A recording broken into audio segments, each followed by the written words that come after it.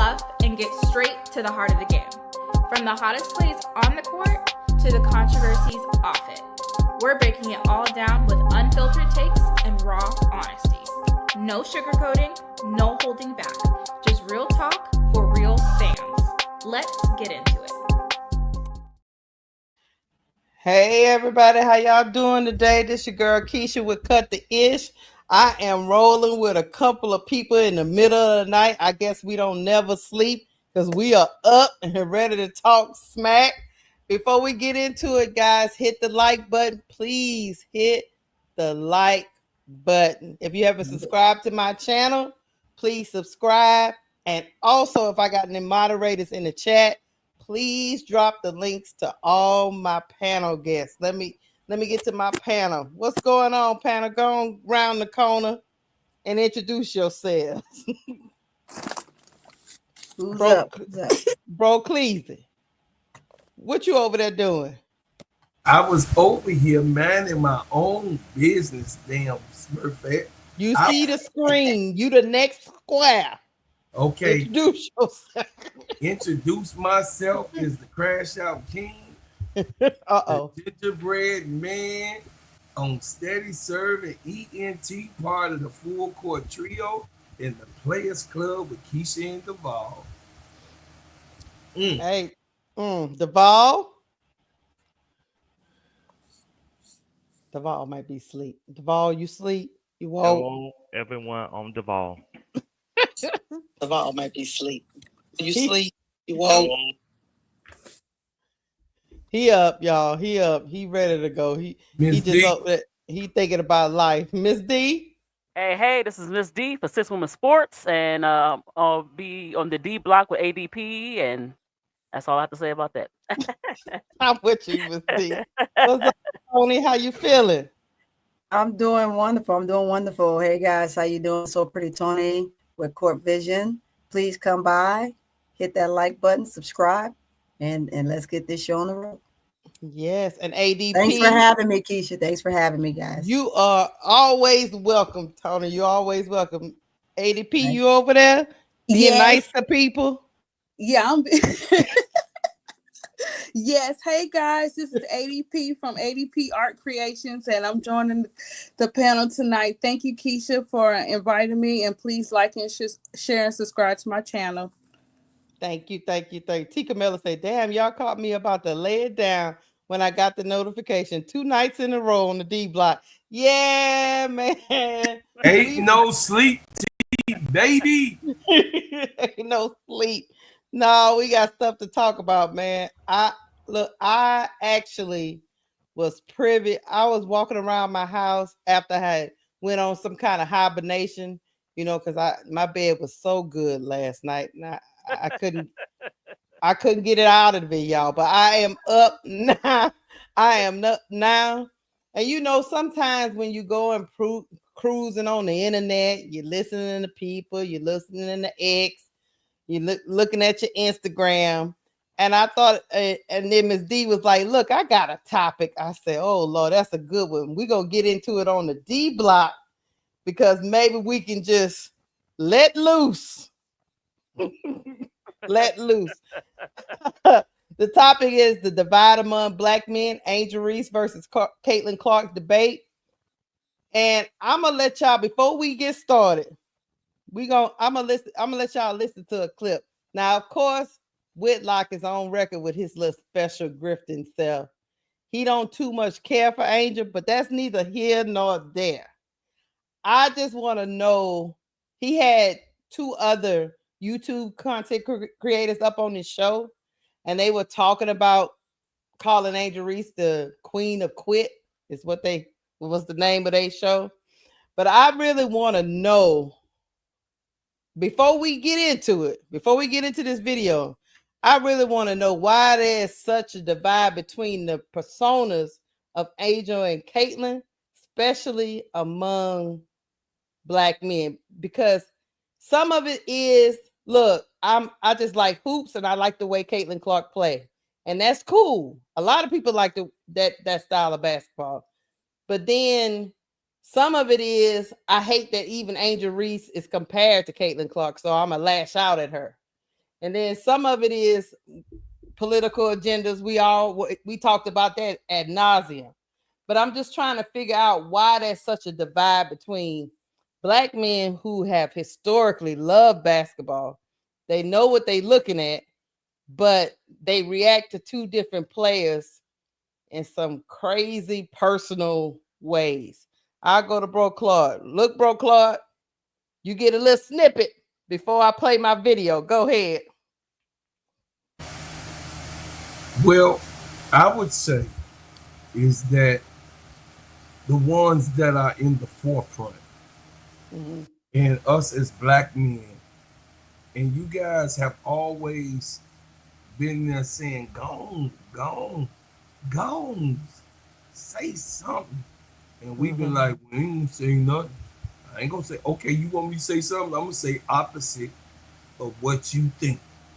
You know, some of us had that little gal in us, you know, have that blonde 613 with the, you know what I mean, with the woman pants and the stars on, and with those, you know what I'm saying, with those boots, them yellow boots, them red boots on, and then just spinning around. And I would say vindictive. The men today are very vindictive and emotional people.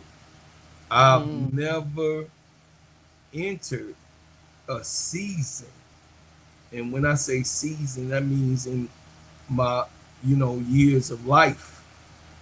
We are now in the season of emotional men that's out of control. It's like they cannot let y'all have it when it's your subject. You know, me as a man, and I'm on a woman's panel, and you know, you guys expect a certain pour around here. You know what I mean? For me to actually be that brother, to stand on the side, to make sure ain't nobody gonna pull your hair. You know what I mean? Nobody gonna throw some punches at you. You know what I mean? Outside the one that you actually are having conflict with, right? But it seems like they take your wig off and put it on them, and they get right up into the fight. And it's like uh, men are very expressive now. When I say that, they're very expressive.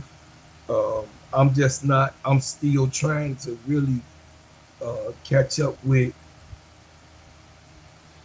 the basic express yourself, like Dr. Dre song, right? We usually say, "Leave." We on the D block, right? Yeah. That shit ain't that shit ain't got nothing to do with me. I shouldn't be in it. That's y'all shit. I'm just being a part to cheer you on. And now we have an opportunity as men to cheer you guys on while you guys are taking the spotlight, because your woman can't have the spotlight. She can have the spotlight, and men are uncomfortable with that.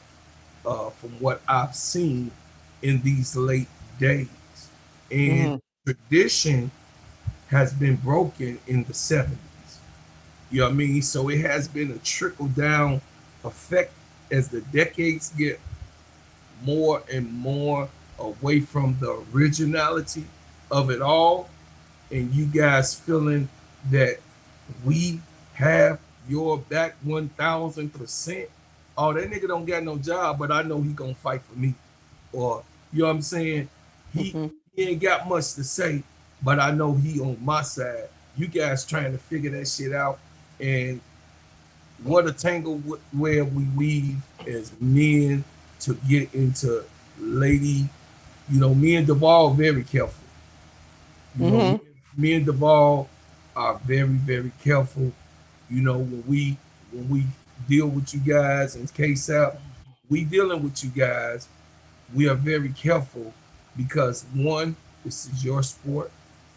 Two, we love the game, but we know our place. And to know your place, that's not us you guys dominating us. That's us checking ourselves and say, hey, it's my turn to sit on the bench and cheer you on. It's my turn to say, hey, look at what she got. You know, the things that you get, Sister Keisha, from me, K-Sap, and Duvall, and what Miss D gets, and Sister Tony gets, and the ADP herself get is brothers that say, hey, you can do it. It's your, you know what I mean? It's your challenge. I'm not going to uh, interfere in your shine. I'm going to just do all what I can do to support you. And that's why I stand.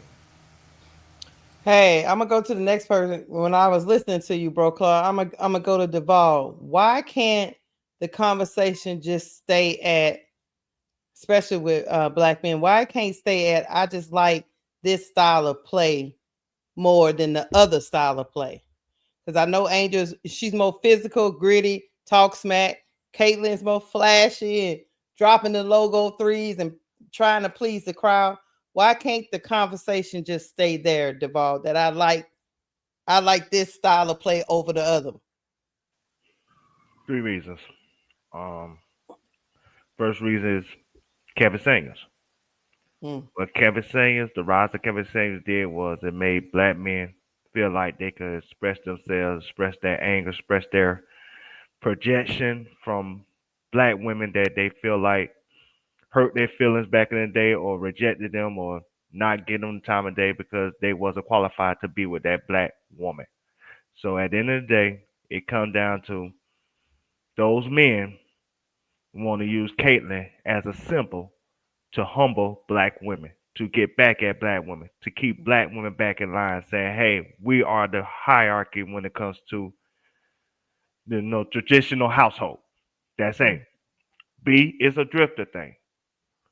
This is the only community where you could disrespect and make a profit off of it. Can't disrespect the Asian community. Can't disrespect the Jews community. Can't disrespect the Japanese community. Can't disrespect the Caucasian community. You would get cancer. You ain't making a dime off of them. But you can make a dime off black people because at the end of the day, when it comes to the pecking order, they look at us as the bottom of the barrel. We're not respected. So there's other people, especially black conservative men, knows that there's a market where there's something that Caucasian American and other ethnic groups can't say, but they can say and make money. They will always have a lane for that because there's some vile and hatred that these other ethnic groups want to project on to black women in particular, and they can use conservative black men to push their message. And then the last thing is the media. Who controls the media? Caucasian American. So when you see violence on the news all the time, on CNN or Fox Sports, or not Fox Sports, but Fox News, CNN, your local news, if you see violence all the time, you see black men or black people shown in the news, who control the news? They're not showing their own people. They're not showing Caucasian American blowing up schools and holding schools hostages and stuff like that. They showing black killings in neighborhoods. Why? Because Caucasian America controls the media. So they control how people will feel about certain players. They control how black America men, the conservative black men, and white MAGA men will feel about Angel because they will be the ones that show Angel on TV in a positive life or negative life. They control how she get viewed. That's why there are three separate reasons why these African American conservative men lash out and project their hatred on black women like Angel Reese in particular because she's the face of the hatred that they want to show against the WNBA and the WNBA as a whole.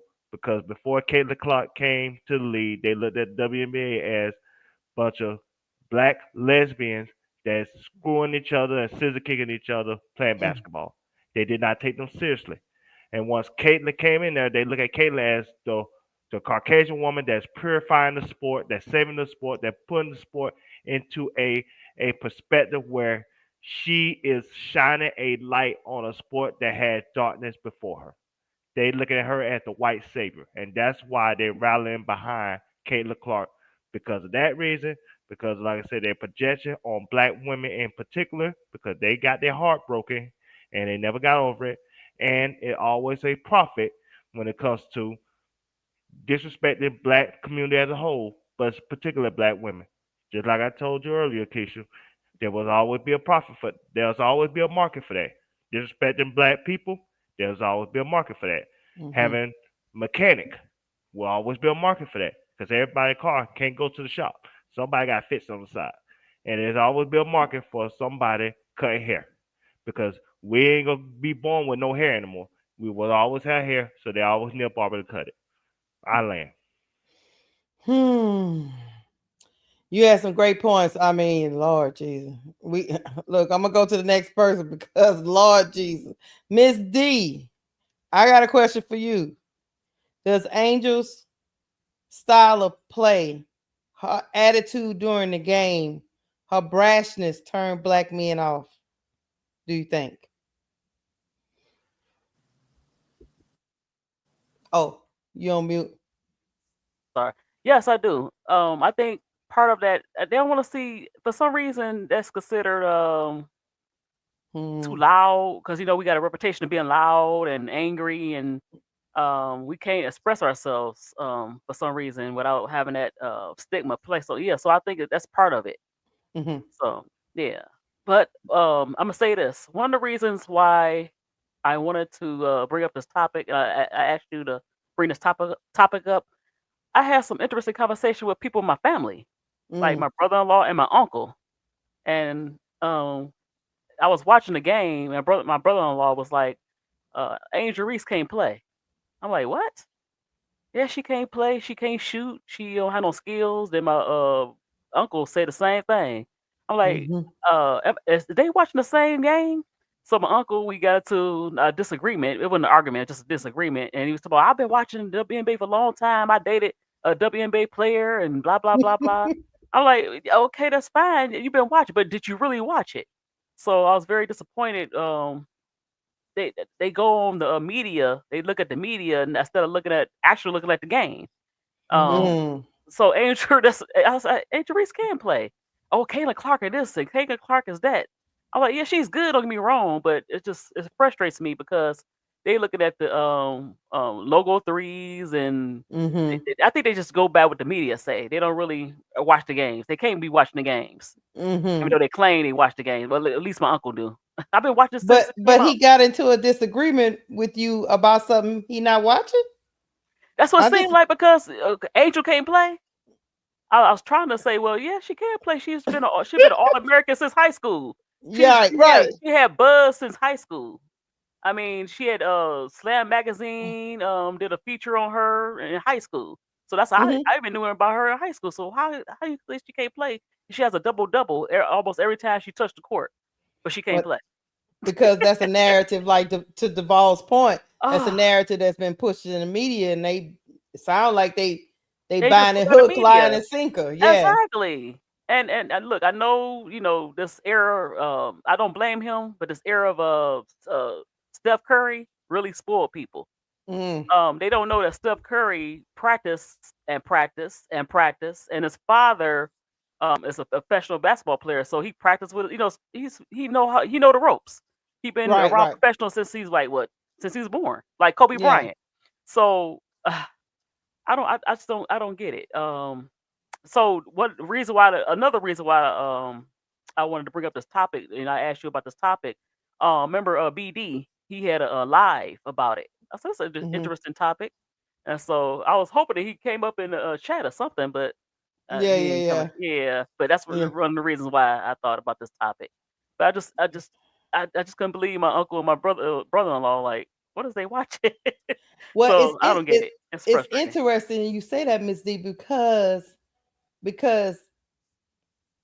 that shows you that people will just take what somebody say on social media or on any type of media and not actually go watch it for themselves. Just start spouting out what they heard, but they couldn't even tell you the last game she played. It's just weird to me. I I don't get it. And I used to think we was the basketball race. We love basketball, right? Sister Tony. Right. You up next. We the race of black. We the race of black. Right, Basketball was right, one of our first right. games we love. So Games we love, right? why are we so divided on this issue? On to Mrs. D's point, she's arguing with, not that they don't like her style of play. She's arguing with her uncle on she can't play it. She can't play at all.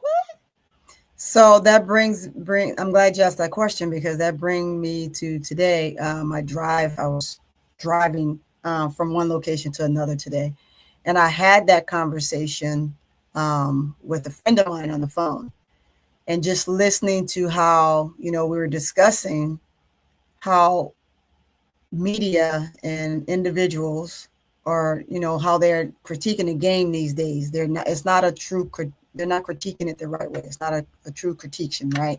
Mm-hmm. They're watching the highlights, they're hearing things from other people, and they're watching clips. Nowhere is it that any of them are taking the opportunity to actually do what we did back some time ago, right? You didn't have all of these cameras and glitz and glamour. You had to watch the game in order to understand the player, right? Mm-hmm. So now you have all of these other things going on where it allows people to Google and to clip and AI and all of this stuff. So you're getting such the wrong insight and the wrong information about players versus going and watch the players yourself. As I've heard Duval say a few times, the eye test, right? You have to physically put your eyes on the player, watch a player, and see how they play in order to speak on a player. That brings us back to, i.e., Candace Parker, right?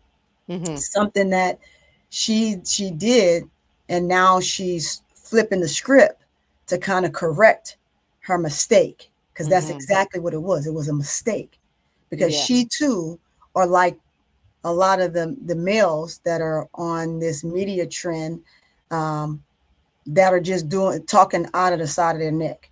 They have no earthly clue about what's going on. And I don't want to call your family, Ms. D, those males in your family, anything other than the fact that they are just the timeliness of them thinking that they understand the game and they're not actually watching the players is ridiculous, right?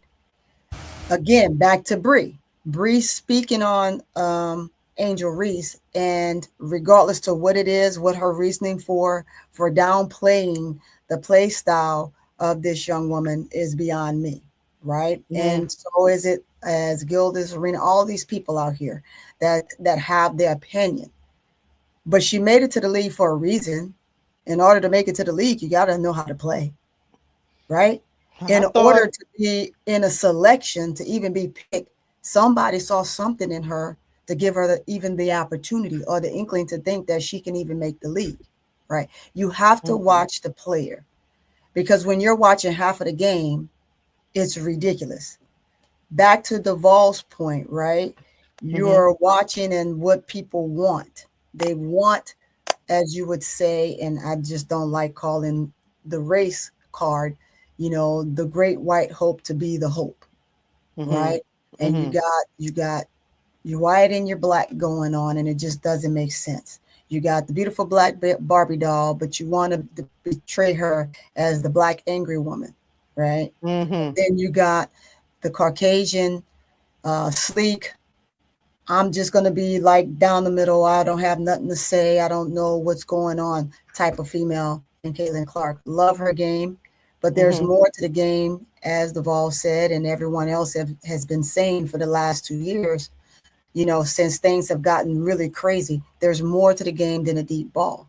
If you're going to analyze a player and be someone on social media or any part of that, right? Or any analyst that's getting paid millions of dollars to speak on these players, critique the player the right way. The game is meant to be played as a game, not as an individual person, Right? And so when they're speaking individually, and they're speaking out of emotion, and they're speaking on a play, they're speaking on an individual player, on the game, or speaking on the player's talent. Let's start there, i.e., they're not paying attention to the talent, because if they were paying attention to the talent, then they could speak on the player in a different capacity. So they're taking their personal opinion about what they think off of a few clips. And so they're demonizing this young woman, which is crazy, right? So if we can get back to the understanding of basketball, not look at sexism or racism, but look at the game, then we can have a conversation, because that's where I am with it. I want a conversation about the game. I don't want to have a conversation about black or white. I don't want to have a conversation on whether they're a man or a woman. I want to have a conversation about basketball. Right. And right now in this world, we're not having that conversation. We're talking about everything but that. We're talking about from what their hair looks like, to the nail polish that they have on, to the shoestring in their shoe. And it's just ridiculous. And we need to talk about how the ball is bouncing, how the ball's getting in the hoop, how a player's defending, right? What type of sets they're running on the court, what type of coach they have, right? That's helping them develop and get where they need to be as a player. That's what we should be talking about. But we're not. We're so far removed from that this day and time that is so unreal, right? So that's where I am with it. I think the monotonous of it is just crazy, right? And if these guys that want to speak on these young women can come back to what is really meant to talk about, which is the sport itself and not the individual players, and take their personal point of view out of it, then we can actually talk about analytics of the game. So, and I land. Hey, I feel you on everything you saying. So at some point, we're gonna get back to basketball. I don't know when that point is gonna be. It is. It's crazy. But you bring up a great point, because we got so many ways we can view basketball. We can get it on social media. We can get clips of this, clips of that, and the art of watching a whole game is being lost in this society. ADP. Yes. Hey, hold on, ADP, real quick. Go ahead. Tony, tell Caitlin Clark to stop kicking the ball while she's supposed to have a growing injury. I like You stopped us for that. I got you. ADP. Yes. Talk about get in here on this topic. What you think about black men and some you got two different extremes. You got the ones that support and protect, and you got the ones that I gotta tear down because I think she thinks she a little too much. She thinks she above us. It's almost like she thinks she better than us or something. So talk about that. Okay, well, I'm gonna take it back a little bit, back in history, and then I hit on that next. Sure. Okay, so let's take it back to for the 19th Amendment during the women's suffrage or whatever, and where we had like Rosa Parks and we had Daisy Bates and stuff fighting for our rights or whatever, because they wanted the same rights as the men, and they felt like they needed equal rights at that time. So, that started a big fight where they kept fighting in the women's suffrage and to make a point. And they got their point across and made history with it, such as, Ida B. Wells and all them together.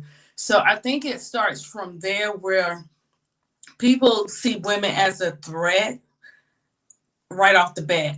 And you can't, to me, I feel like they don't feel like they have you inside of a box, and they feel like that you have to stay in that box and you can't come outside of that box, and they can tell you what to do and what not to do, right? So I think when it comes to the men, the black men or whatever, being against Angel or talking against her and not watching her game, it starts in their households. What did they see? What did they go through? to like keep a woman in such a box where she can't feel confident in herself, where she can't move forward, where she can't work the same job, where she can't play basketball, and you just judging her just by her looks or whatever and not by what she does. This has been going on for a long period of time, not just in basketball, or whatever, but basketball is a major part of it because we have the women playing in it. But I think really it depends on the households and what they see and what they brought up on. If you brought up on a woman should stay in her place and she needs to say yes, ma'am, no, sir, whatever the case may be, then of course she and that goes with black women too, because some of the black women be with black men on this too. So that goes what kind of upbringing they have. In their household on how they feel about certain things or whatever. Some men have, like Duval said, they've been hurt by a strong black woman or intimidated by, a strong black woman or whatever the case may be. So of course they will see someone else as less of a threat and they will go for that person first versus the woman who's confident, who knows her worth, knows what she talks about, knows how to go out there and get what she needs to get and handle her business. And I think with Angel Reese is very confident in herself. She knows who she is. She don't know like more of the future because that's to come. But right now, to be at 23 years old, she's very confident. She's very unapologetic. She say what she need to say and she don't back down off of it. And then when she do come, she come correct. She let them talk and then she bring it. You know what I'm saying? So I think that they feel threatened because she's such a good basketball player. And I'm not gonna compare men to women like that when we play basketball, but she's really good at 23 years old. And I think he deserves that respect. But no, they don't watch the game. They watch the clips. I've seen shows where they just watch the clips where they couldn't say nothing about the game. Even the eye test, they couldn't say nothing. All they could say is they don't like her or she's not playing a good game. But how would you know? There's no way you can know. And you 2 hours in the conversation and you haven't said nothing about one of her plays, And I think with Kate, when it comes to Caitlin Clark, or whatever, she's not I don't think she's much of a threat to them because I'm not saying no one's confident or no one doesn't believe in themselves or whatever, but I'm not gonna say she's not strong, but she doesn't come off like Angel is strong from the get-go. She couldn't break. But she's respectful with it. So I think I don't know. I just think that they see it as a threat because she's so confident in herself, and she don't have to have an attachment. She can do it by herself. She don't need someone to be right there by her for as a male to say, "Hey, you can do it." She already knows that she can do it. I do have that brings up something else in my mind.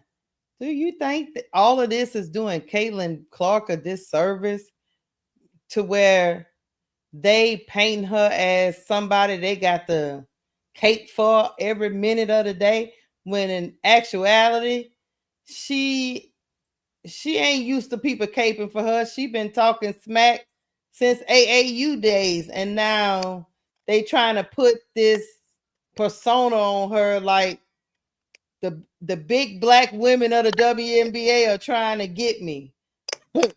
like she need help or she's scared. Don't you think it's doing her a disservice because she want to compete and she want to bust people in the head, but sometimes she got to change her personality because of the way she's perceived. Right. It's like she can't be herself. You got her so high on a pedestal and they treat her like an idol where she's hiding herself. We see it. We see the different. I know I see the different things. Me of her. too. Wants to be herself, but she can't, Keisha, because they have her so high. So yeah, I think they're doing, in the long run, it's gonna hit. I think they're doing a disservice to her because they're not telling her, not sitting down with her. They're supporting anything that she does, any moments that are not right on the court or whatever. They all for it. They make excuses for it or whatever. She can do no wrong in their eyes, none. Go ahead, Tony. You want to get in there? Yeah, I'm saying the same thing, right? When they do that, then and she's not understanding where her flaws are, right? Then she can never get better, right? Because she's still young and she has a lot of growing to do. She has a lot of growing up and she has a lot of growing on the court to do. And she's not going to be able to grow because they have her on such a high pedestal or they're placing her in such a prestigious atmosphere where they're not allowing her or helping her see where she can get better, i.e. defense, right? She doesn't know that she's not a good defender because her fans and people around her and the media, they don't point it out enough. So the things that she has issues with that they don't point out, but they point out everybody else's flaws, it hurts her. And it's going to haunt her in the next 2 years of this league as those other players come in. And she gets pushed further and further to the rear. No matter how much the media tries to continue to push her, she's going to diminish because those other players are going to come in and they're going to tear her up. And reason being is because they're quick. Everybody's fast. And I think I said this before, right? Your sophomores and your rookies, they're extremely fast players. The game is going in such a fast motion for them, right? Their knowledge base for the game is so much greater than those that have been in the league for a while. They haven't had the opportunity to get what these younger players have gotten when it comes to studying the game a little bit more, having film sessions, having the technology base that the older players, some of these older players didn't have, right? Some of those things Candace didn't have either, right? So these young ones, they have a lot. They're spoiled in a sense, right? Because they have so much. So their knowledge base for the game is so much greater because the technology is so much greater. So, and then the game again is so much faster. And as it gets faster, Caitlin's fast. Yes, she's fast. But there's more coming in that are faster, right? And once the game catches up to where she is, as her fans say, and the media is putting it out there, right? She's gonna fall behind the curve because then she's not able to work on the things that she needs to be working on now to prepare herself for the future WNBA players that are going to be coming forward. So, yeah. So hey, this is the point of the show where we listen to a little bit of craziness. You know why? Because this is what we do. Hold on. Here we go. Before I do that, let me move y'all over here. Yep. All right. It's one of the most fascinating things going on in the WNBA. Angel Reese is on a milk carton, and it doesn't appear, it seems like only me and Maurice are even looking for her, looking for an explanation. It makes no sense to me that someone who allegedly is one of the faces of the league, one of the most important, ESPN, her double-double streak has reached 12, and she's a historic player, and who knows who the rookie of the year is. She can just disappear, claim a back injury. They can say every day she's day-to-day. There's no story about, hey, what's going on with her, what type of back injury, how she got the back injury. There's nothing. Everybody's afraid to talk about Angel Reese. I know, people, I'm getting angry emails from people that are threatening emails. It's very slick and subtle, but someone needs to smash you in the face with a hammer, Jason, for what you said about Angel Reese. People are sending me subtle threats for talking about Angel Reese disappearing on the Chicago sky. Everybody knows that Ryan Clark and Shaq and these other LSU guys are sitting around laying in a cut. Don't you say nothing about Angel Reese. And so everybody's scared. I know y'all are scared. Hey, we gonna stop here, right? We're gonna stop it right there for a minute before we finish it up. Hey, he said people are scared to say something about Angel Reese because the quote unquote LSU guys is gonna come for him. He getting email, he getting emails, he getting threats. He said not a threat, but it's a veiled threat. They're saying somebody needs to hit you in the face. So I but he's the only one that seems to want to know about her injury. Everybody else in the media, what he's proclaiming, everybody else in the media is giving her a pass. I need to know from the panel. I go to you first, bro, Claude. This Golden Girl, Caitlin Clark, and villain thing between Angel and Caitlin has spawned these content creators who's been talking about this ad nauseum. But he's painting us as if he's painting black people as if you're on Angel Reese's side, you want to hit him in the face and you hate Caitlin Clark. I need y'all to talk about two things being portrayed. Angel Reese is being betrayed in a bad light, granted, and also her supporters are being painted as we're black racists, we don't like white girls, and we're mad because we're mad at Whitlock because he's a black man that critiques Angel Reese. And Angel Reese shouldn't be critiqued by the black community. What you think, bro, Claude?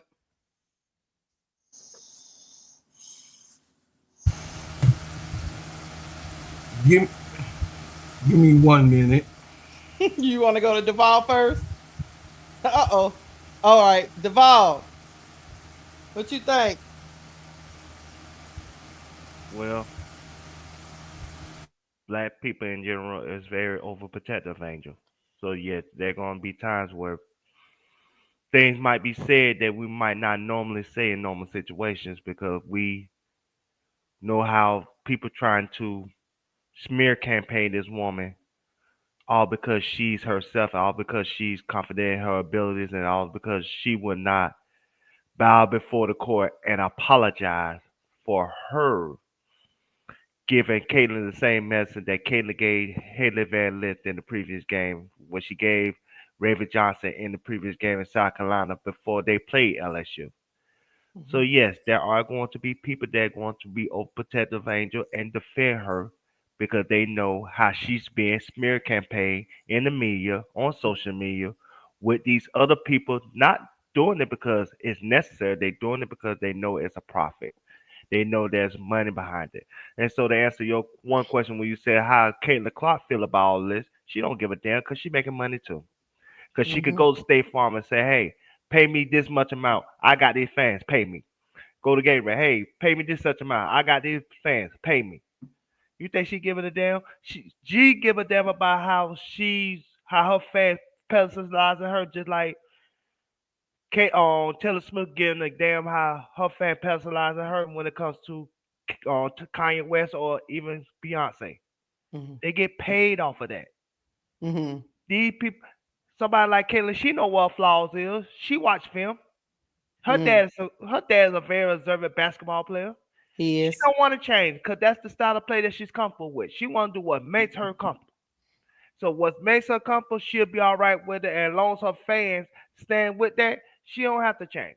So back to the question at hand when it comes to Jason Woodlock and everything else. Yes, black people going to be more. How can I say this? Black people going to be more threatening when it comes to Sensitive to, yeah, okay. Angel Reese being disrespected because they can't just critique and say, hey, we just don't like her style play. They go too far. They try to denigrate her. They try to downplay her. They try to dismiss her. They try to disrespect her name. And when it goes to that level, yes, we're going to go to that level too. Because that's where you're taking it.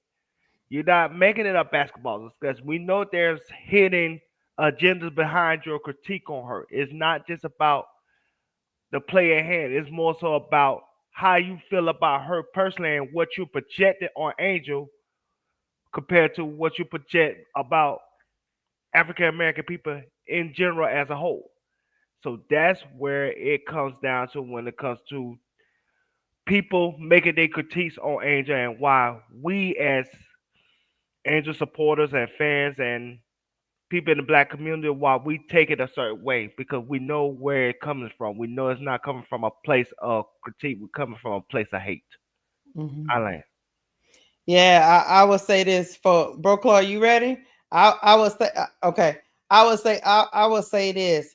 People seem to think that we hate Caitlin Clark, and that's not it. We hate the circus that surrounded her. She's just the eye of the storm, but the storm in its wake is trying to take out a lot of people within that wake, and we fighting against the wind. That's what's going on right here. So yeah, sometimes we do get snippy. Sometimes we do crash out. Sometimes we do, but no. Jason Whitlock, yeah, you probably got a couple of emails. I don't doubt it that you do get some emails that tell you that they want to smack you in the face because you disrespecting yourself, you disrespecting your community, you disrespecting your family.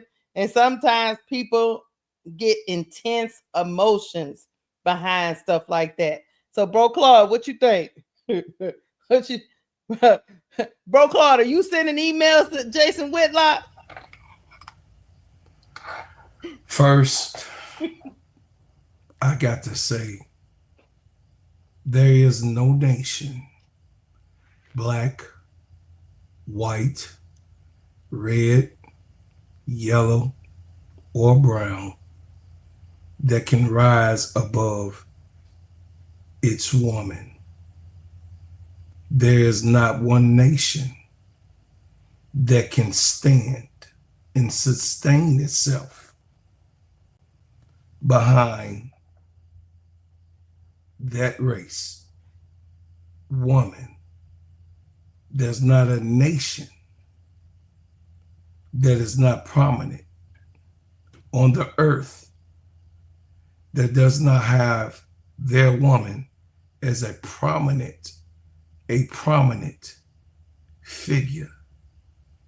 There is no nation that can ever get free, get money economically, nor duplicate themselves from their woman by themselves. That will never happen to no man and for no man on the earth.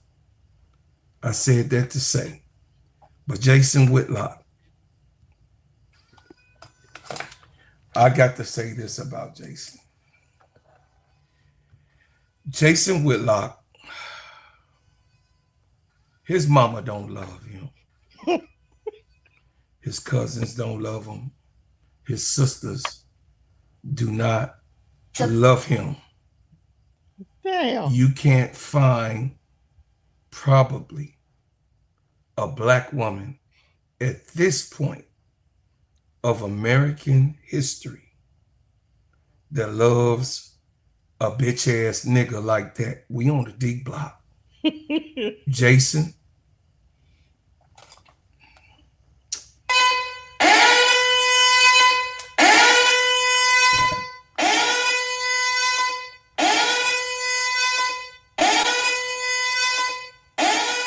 Oh Lord. Never did this song cut the ish, but Jason.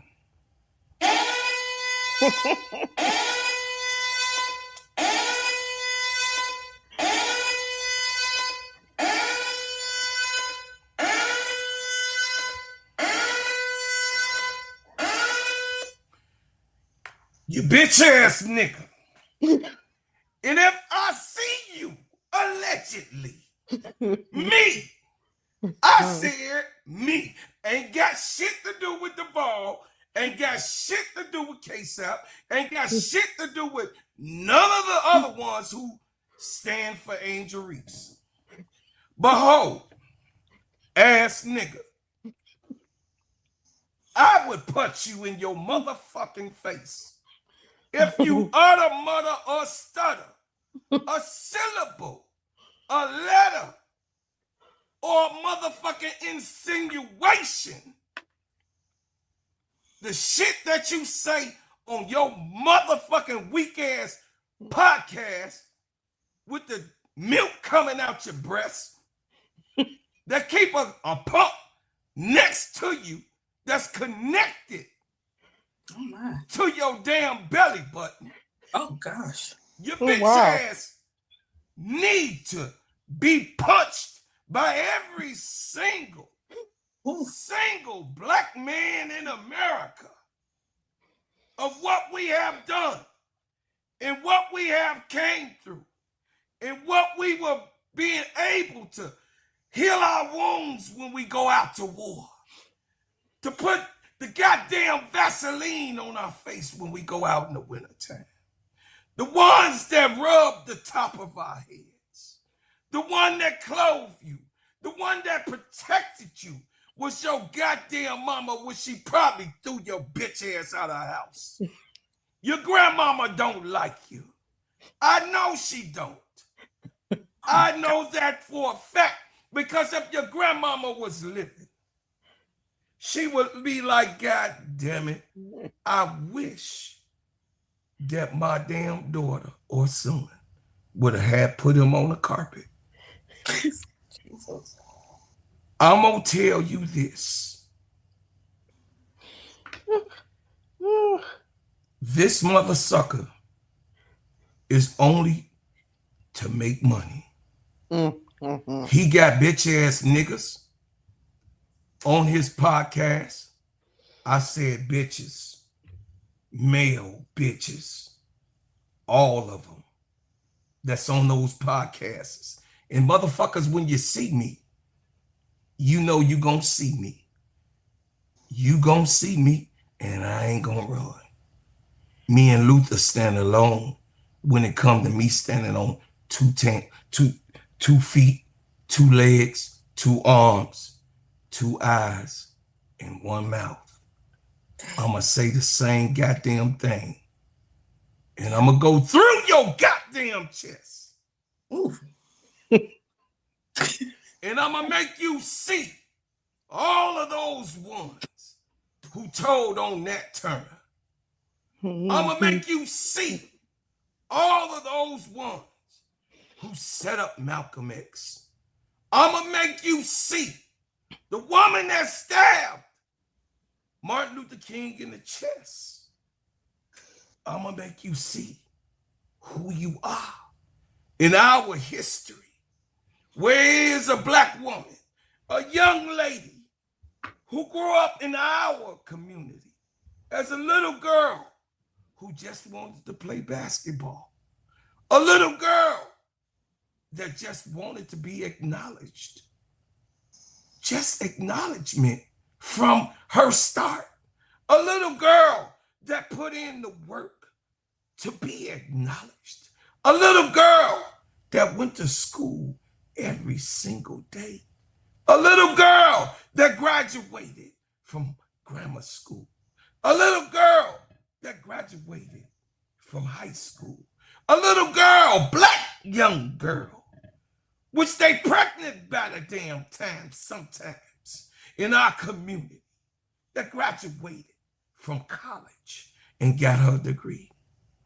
You motherfucker, you's a bastard. And the culture gonna get you. The culture. See, my brother is very eloquent. He has his master's degree. But one thing I got the streets. I got the turf of war. I got the bullet in the leg. And I understand what it is to leave this earth. I understand the fear of leaving in turmoil. And I'm telling you, allegedly, that you gonna face so much backlash when you go down, because everybody has their moment when they go completely down. We don't want you. We don't want you. We don't want you because she's the one. When the white boy don't want you no more. When the white girl say, oh, nigga, you ain't got no more money, so I can't come to that hotel room. The motel that you got. Oh, you ain't got enough cash to make me do what I need to do to please your fat self. You fat bastard. She has always been here. She has always pat us on the back. She has always, even when we wrong, won't tell the police. She has always been here for us. And you got not one true black woman that's backing the bullshit that came out your mouth all of these 2 years about Angel Reese. I'm gonna let you guys know, forgive me, because I gotta talk to a bitch right now. Shit. See, I know hoe ass niggas. See, he played a little football, but I heard he was a pussy on turf. Excuse me, sisters. I heard that you couldn't go too far. I heard. See, I do an investigation on what I talk because I got professionals in the business that has my blood in their veins. And when they see you, I'm telling you, when they see you, it ain't gonna be nothing nice. So no, ain't nobody gonna hit you with a hammer. Motherfucker, this right here knock teeth out. And the teeth that you would lose from this power, the one that comes from the God gene, the one that comes from the brown germ, the one that is over 66 trillion years old, hit you in your shit, you gonna fall, bastard. And you know what you are doing. You're not so eloquent. And I tell all of the brothers, because I know they gonna clip me. So bitch ass, hoe ass, weak ass, pussy ass niggas, y'all clip me on this shit right the fuck here and right now. I'm sorry, sisters, that I'm saying flim flam out of my mouth. Forgive me, but your brother is pissed off for real, for real. I don't play. You see these goddamn women, they quiet because they know it's a man here right now that's going to stand up for them. They not quiet because I'm making them. They have respect and honor and grace and glorification for a man, for a black man that will stand up for them and die doing so. I am here for the salvation and the liberation for all people, but mainly my woman, then my brothers. I land. Well, I'm supposed to play the rest of it. So I'm gonna do that right now before I let somebody talk again, because my pearls have been clutched. My pearls are clutched. We've right never now. seen a player just disappear. Kawhi Leonard, they have excuses, they have explanations, they have reasons. This woman has disappeared. They're getting their brains beat out. It's clear as day. I don't think she's looking to get traded. I just think she's protecting her brand and doesn't want these L's on her resume because, you know, she's some sort of winner and she brought LSU a championship and all this.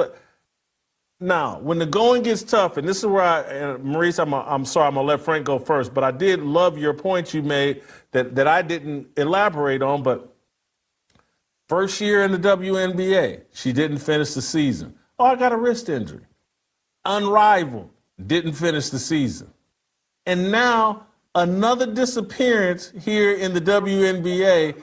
I just don't understand how this isn't being talked about.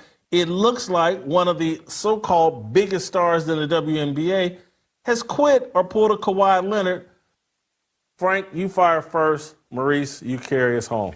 You fire. He's I've gearing been him up. calling out this stuff about Angel Reese. That's why I get on her so tough. For the longest, man, that she not for real about playing the game of basketball. She don't love the sport of basketball. She loves what the sport of basketball can do for her. And we not surprised, I know, right? Like Marie said, you know, she skipped out of Unrivaled. She skipped out of last year. She didn't even come to the playoff games in the championship game just the same way. So I'm not surprised. She skipped out on her team. It went to the Met Gala this year when she had practice and a game the next day. So she's been telling us out loud, very loudly, I'm more about my celebrity status in this game of basketball in the WNBA. And it's that black girl magic is why nobody seems, you know, to talk about it, you know. So the black girl magic, the Yas Queens and all of them, they're not going to say nothing about it. And all of the ones that Captain saved for her, they're not going to say nothing about it. And only thing they're going to say is, well, Angel getting to the bag. She's a poor example for what a woman's basketball, especially a professional, should be like, act like. And so for the little kid, that's why I really get on her. You see all of the bloopies. If you ever seen a short saying bloopy, that's me talking about all of the time she stinks up the court. You got another guy out there with bangs. He always said, butter pecan, bang. I'm pretty sure you heard that.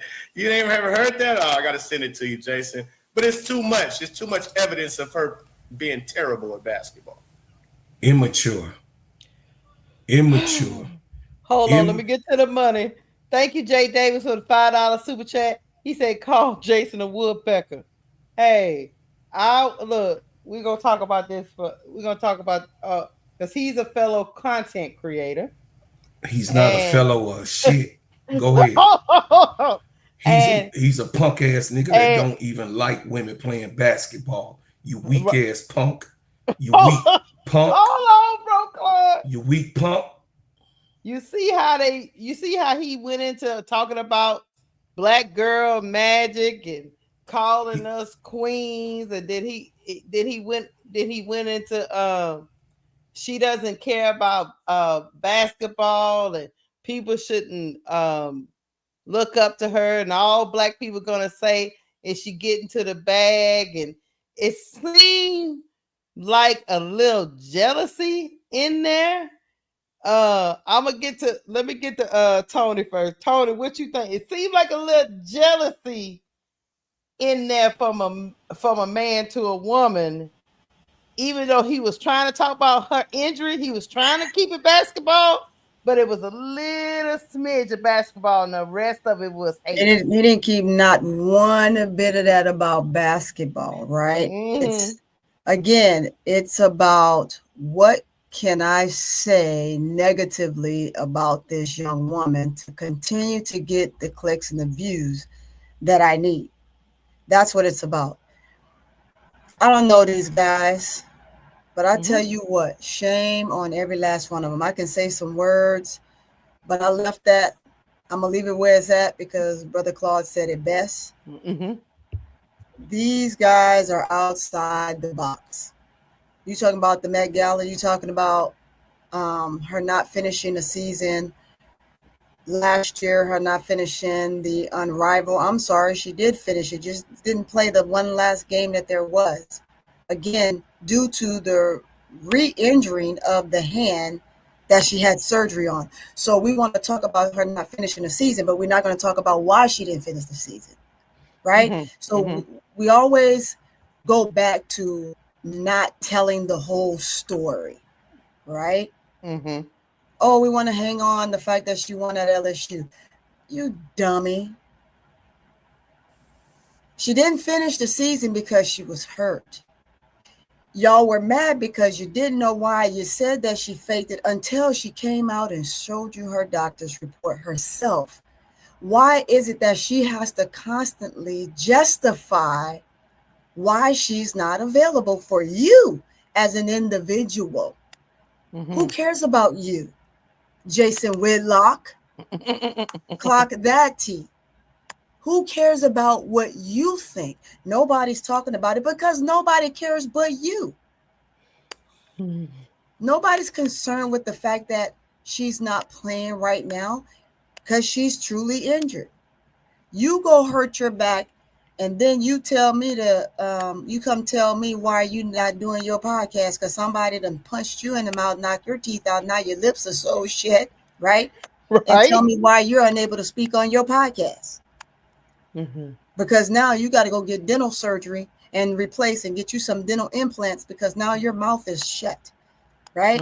I'm using that as an example. I'm not saying that this is something that someone's going to do, but that's an example of you're not telling me why your mouth is closed. You're not telling me why we haven't heard from you, allegedly, that we haven't heard from you for weeks, allegedly. You know what I'm saying? Right. So right. because, and I'm saying that because he made the statement that someone said that they're going to punch him in the mouth.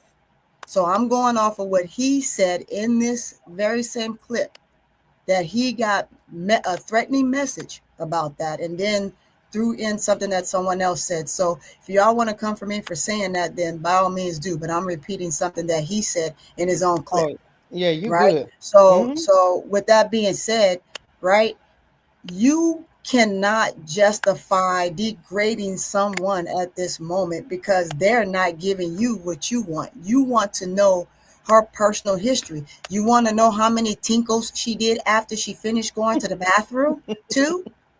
Come on, get over yourself. This isn't about you. Oh, she went to the Met Gala, this other guy, who cares, right? But did she not play in the game? Yeah, she played in the game. Did she not perform? It would be a difference if she went to the Met Gala and then skipped out on the game, right? Then you got something to talk about. But you have nothing to talk about because she showed up for the game last year and she showed up for the game this year.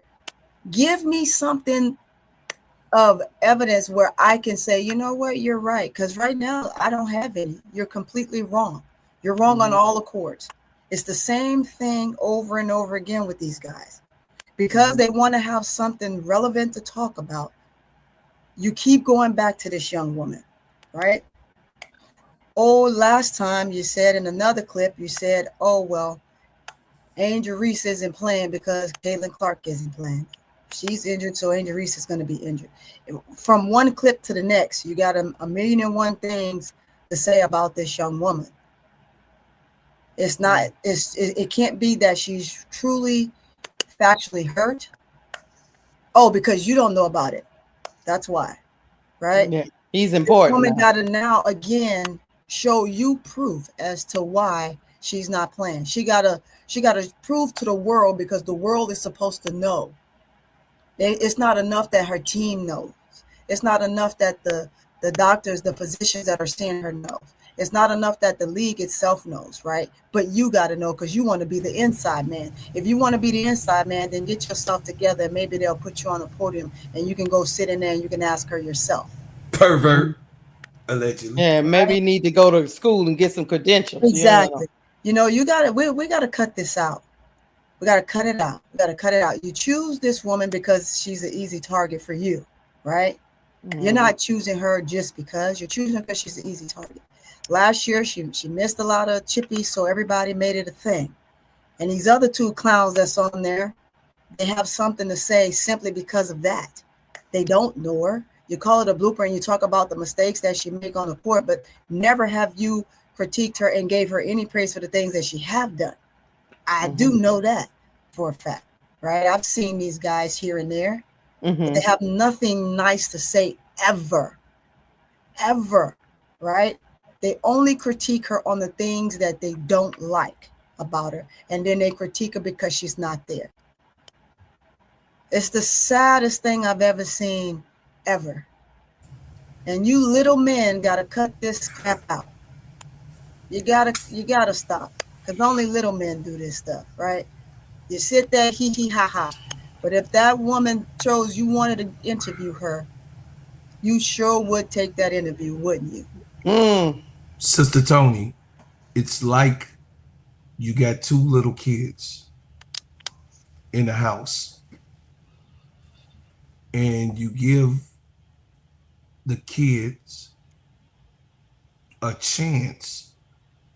You tell them you're going to get this donut if you guys be good. Well, the one little kid is tearing up shit all over the goddamn house. Wrote on the wall, slid down the pole, broke the vase at the end of the stair. Matter of fact, went outside, got in some mud, tracked it back in the house, while the other kid had been sitting on the couch watching cartoons. And when it comes time for the donut, not only the kid that's been sitting on the couch, you say, oh, you've been watching cartoons all day. You didn't get up and do anything. Here you go, little Caitlin. And eat the whole donut right there so she can see that she has to be active. When I said, you guys be good, that didn't mean that you sit and watch television and cartoons all day. What are we doing here? It's called abuse. Right. That's called mental abuse. Right. And this girl, I'm speaking for at Jason Whitlock. This is a child that's way under your 60-year-old ass. That can almost be your granddaughter or could be your granddaughter. And you do this based on you feeling like mistreating that child because you don't like that child watched cartoons. Oh, you wrinkled up your dress while you were sitting on the couch. While this little bad little motherfucker then went outside and got dirt all over the shoes, tracked it all over the house, slid down, broke a vase, wrote on the wall, and you give that donut, that sweet, to that child because you love her more than the other. So you abuse the other one who don't look like the color of praise in our land. I'm asking you in my landing, what type of parent, person, male or female, would do that to a human being? And what would you categorize ADP? Because I want her to answer next. Because my question is to both of you guys. Mentally, what's wrong with that person? I think allegedly, I think that when people do things like that, I think they don't like themselves inside. They kind of like hate themselves. I think that he wants to be a different color, and he's not happy with who he is in the inside. So he uses that hate and that disrespect towards other people that are like him. I agree. It's something it always starts with something it don't just start when they're adults. It's something that happened in his life that he grew up on, that he's seen. So now he's old. He's way older now. So it's like he's using that against another successful Black woman. So I don't know if it was somebody he knew or somebody he admired, but he sees it as a threat. This is personal. This is not someone who wants to just talk about a young lady he doesn't even know. You know, talk about her stats or how she plays the game. This is a big agenda. This is something for is for views and money or whatever the case may be. This is not something that like, oh, I'm just gonna run this show. I'm just gonna critique this young lady. Nothing in what he said was about basketball. And to talk Zero. about somebody to that level, that's hate in the inside. Whether we want to realize it or not, there's something within that person that triggers them to react like this. And I think that I think he feels threatened of a successful black woman. I think he feel like that with any one of a different different race or whatever. When it comes to something like that, that's like an undercover hate, but he's showing it by saying the right words or whatever to please the media. But it all equals the same thing. So it's something in him, whether it's personal in his heart, in his mind, where he has accepted this along the line for whatever happened, and he's using it on Angel as an example. I agree. I'm gonna get Duval and Miss D in here. Duval, don't you think it's suspect that when we find inspiration in certain figures in our community, they usually get attacked really harshly, not by just not by other communities, but a lot so in our own community? Do you think it's a correlation that once somebody supposedly makes it and can be an inspiration to others to try to help them make it, it just feels like they are attacked within and outside? If you're talking about within, it's because it's a crap in the bear mentality. You got to think about it. We're 13% of the whole United States of America. Out of 13% in the whole United States of America, black people in our African American community, which is 40 million black people in total, you got 1% or less than 1% that even becomes six figures or even more when it comes to financial success. So yes, when that particular black person makes it, their first responsibility supposed to bring everybody else up because we don't have the same opportunities as our Caucasian counterparts in the United States of America. And once that person don't want to do that or don't feel like they owe it to us to do that, that's where the critique, anger, and resentment come in at. Because now those same people that critiqued that particular person is still stuck in the same place and they can't ride on somebody else's coattail to a better lifestyle.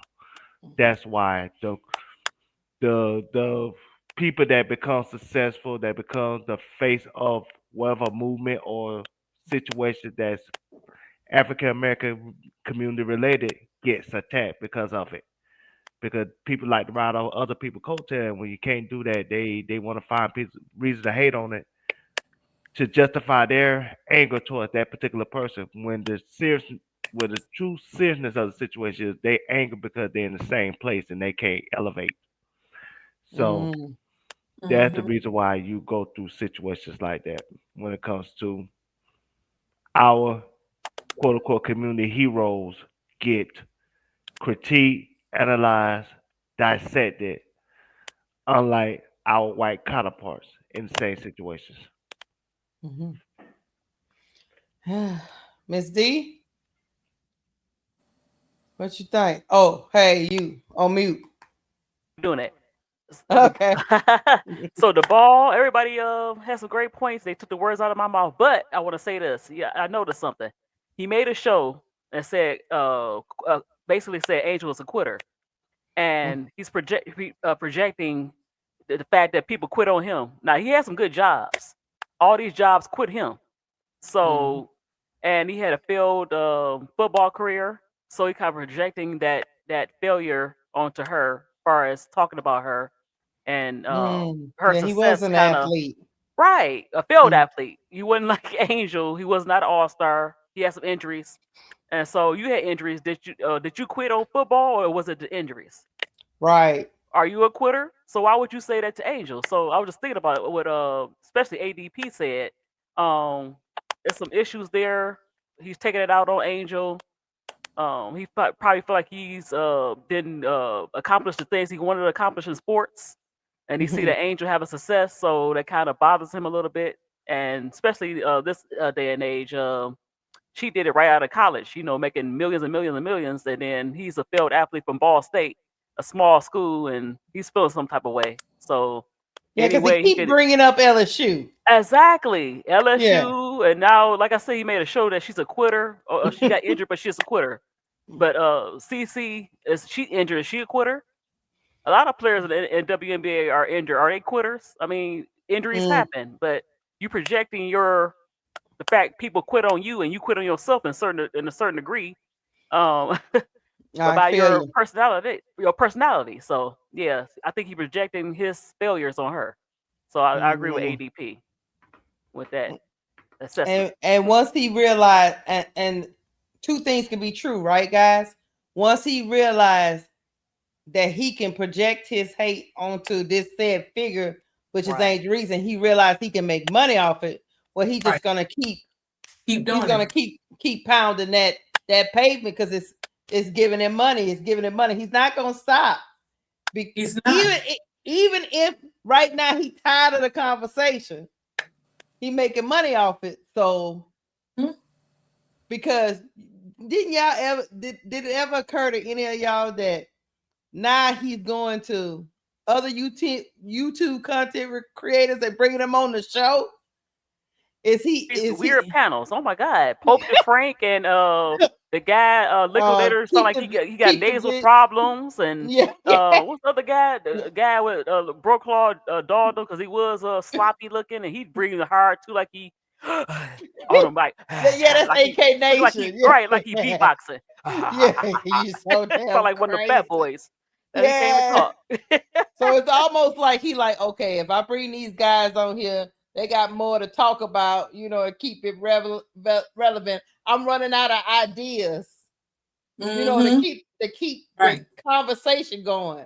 I'm running out of ideas, I'm running out of what to say, because you got to understand he said, I'm just gonna say allegedly, he say he's a big Caitlin Clark fan, but he don't have a lot of substance to do shows on Caitlin Clark.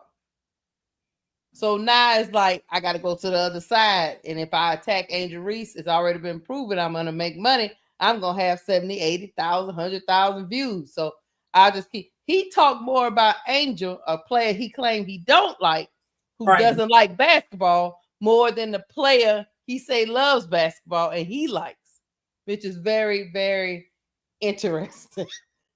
Very, very interesting to me. Remember, once again, he's one of the people that don't watch the game. He watch the highlights and then make a show around the highlights. So he obviously don't watch either Angel or Caitlin. So I don't know why he making shows. Yeah. Go ahead, ADP. No, I just think that he using Angel as a target. I don't even think he cares about the WNBA like that. I think he using, and not just Angel, some other women too. I think he putting his own insecurities and stuff on these women. It's like it's a target thing. He's trying to it's like a personal agenda that he's doing. So he could care less about how she plays, what she does, or whatever the case may be. It goes back to like money over people. He's straight up money over people. Whatever I can get out, whatever I can say to feel threatened by this young lady that he doesn't even know, he's going to continue to do that because he has no shame in doing it.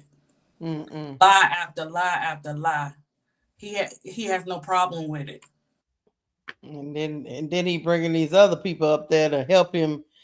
Of course, he's gonna find people that parrot whatever he says, and the trip part about them is they so happy to be on the show with the great Jason Whitlock.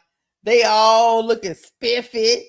Pope D. Frank got him on a button-down shirt.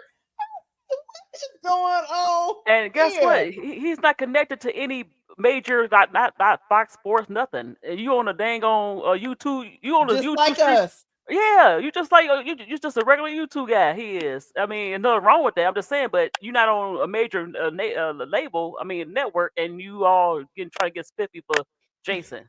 It's kind of weird. Like, for dude, really? Y'all Yeah. come on. He was spiffy. Uh-huh. He put on his good clothes. Exactly, especially Pope. Yeah, he a mess. It's Yeah, all, he's so hold on. corny. He tried to crack a joke and it was corny. It went dead. I mean, Wait a minute, hold on before you go ADP. That part where he's so crazy this week. exactly. That's what I wanted to Let me do. tell you that part where he say, "Jason, did you hear? Oh, I gotta get to. Trust me, I gotta get it to you." And Jason was looking at him like, "I don't know what you're talking about," but keep on going. He was trying Try to slurp Jason like a Slurpee. He was trying to act like he was, Exactly. he willing And and Jason's dealing. like, look, you just on the show, but I ain't trying to be all buddy with you. Come on, No, we just on the show. He used him to try to get his crazy, not real point across. That's all he did. Because when the guy spoke, he clearly didn't know nothing about basketball. He clearly didn't watch Angel. Jason set up the note cards. Y'all gonna come up here. Y'all gonna do as I say, what I say. If you get off of the topic that I want you to talk on, you don't talk like I do, I'll make sure something, allegedly. But they were trained to come up there and talk like that. Oh, they was happy with themselves. They was happier than a kid in the candy store. You don't understand how happy they was. Hey, I'm gonna show y'all something else, and I'm gonna tell you, we gonna get off of Jason Whitlock and his little crazy minions that he invited on the show. But I want to show y'all another conversation that went down with some black men that they didn't believe. Look, I don't know if it was the messenger or the message. I'm gonna put it to you like that because people be it depends on the message. Oh, let me take this out. He's a crazy self because they get on my nerves. Hold on. Here we go, y'all. The Magic Johnson, Larry Bird moment for the WNBA. Like, this is great. I'm a storyteller. I think storylines are so fucking important. I think you need villains. I think you need heroes. You need shit to sell. You got to sell a fight. Like, brand all of this. And it upset white men to watch this strong, winning, unapologetic black woman be in their, it be in Caitlin's face. In their savior's face. Yeah. And they still cling to it. And it's now like spun to this whole thing where like Caitlin's better than Angel and blah, blah, blah. I just said we would not be talking about Caitlin Clark the way that we do if it wasn't for that moment with Angel Reese. And I will die on this hill. I will die on this hill. I was with you until that. I will die on this hill. I will die on this hill. Joy. I will fight this war. Hey, Joy, chill out, yo. Who has been your favorite player during? So y'all, basically, Joy Taylor was saying, that we wouldn't even be talking about Caitlin Clark at the extent we've been talking about her until that moment with Angel Reese. And there were several black men around. It was Joe Budden's podcast. There were several black men sitting around in a circle, and they did not agree. They think Caitlin Clark would have still been this box office superstar without that moment. And she was just articulating to them, because she's been in media a long time, that when you can sell a story, it makes the story, it makes the characters in the story more bigger than the story, because you have a quote unquote hero and you got a quote unquote villain. And Caitlin wouldn't have been this megastar without that moment. But the men were sitting around there talking about, you had me until that moment. I don't think so. So I'll go to let me see. I'll go to Duvall first. What you think?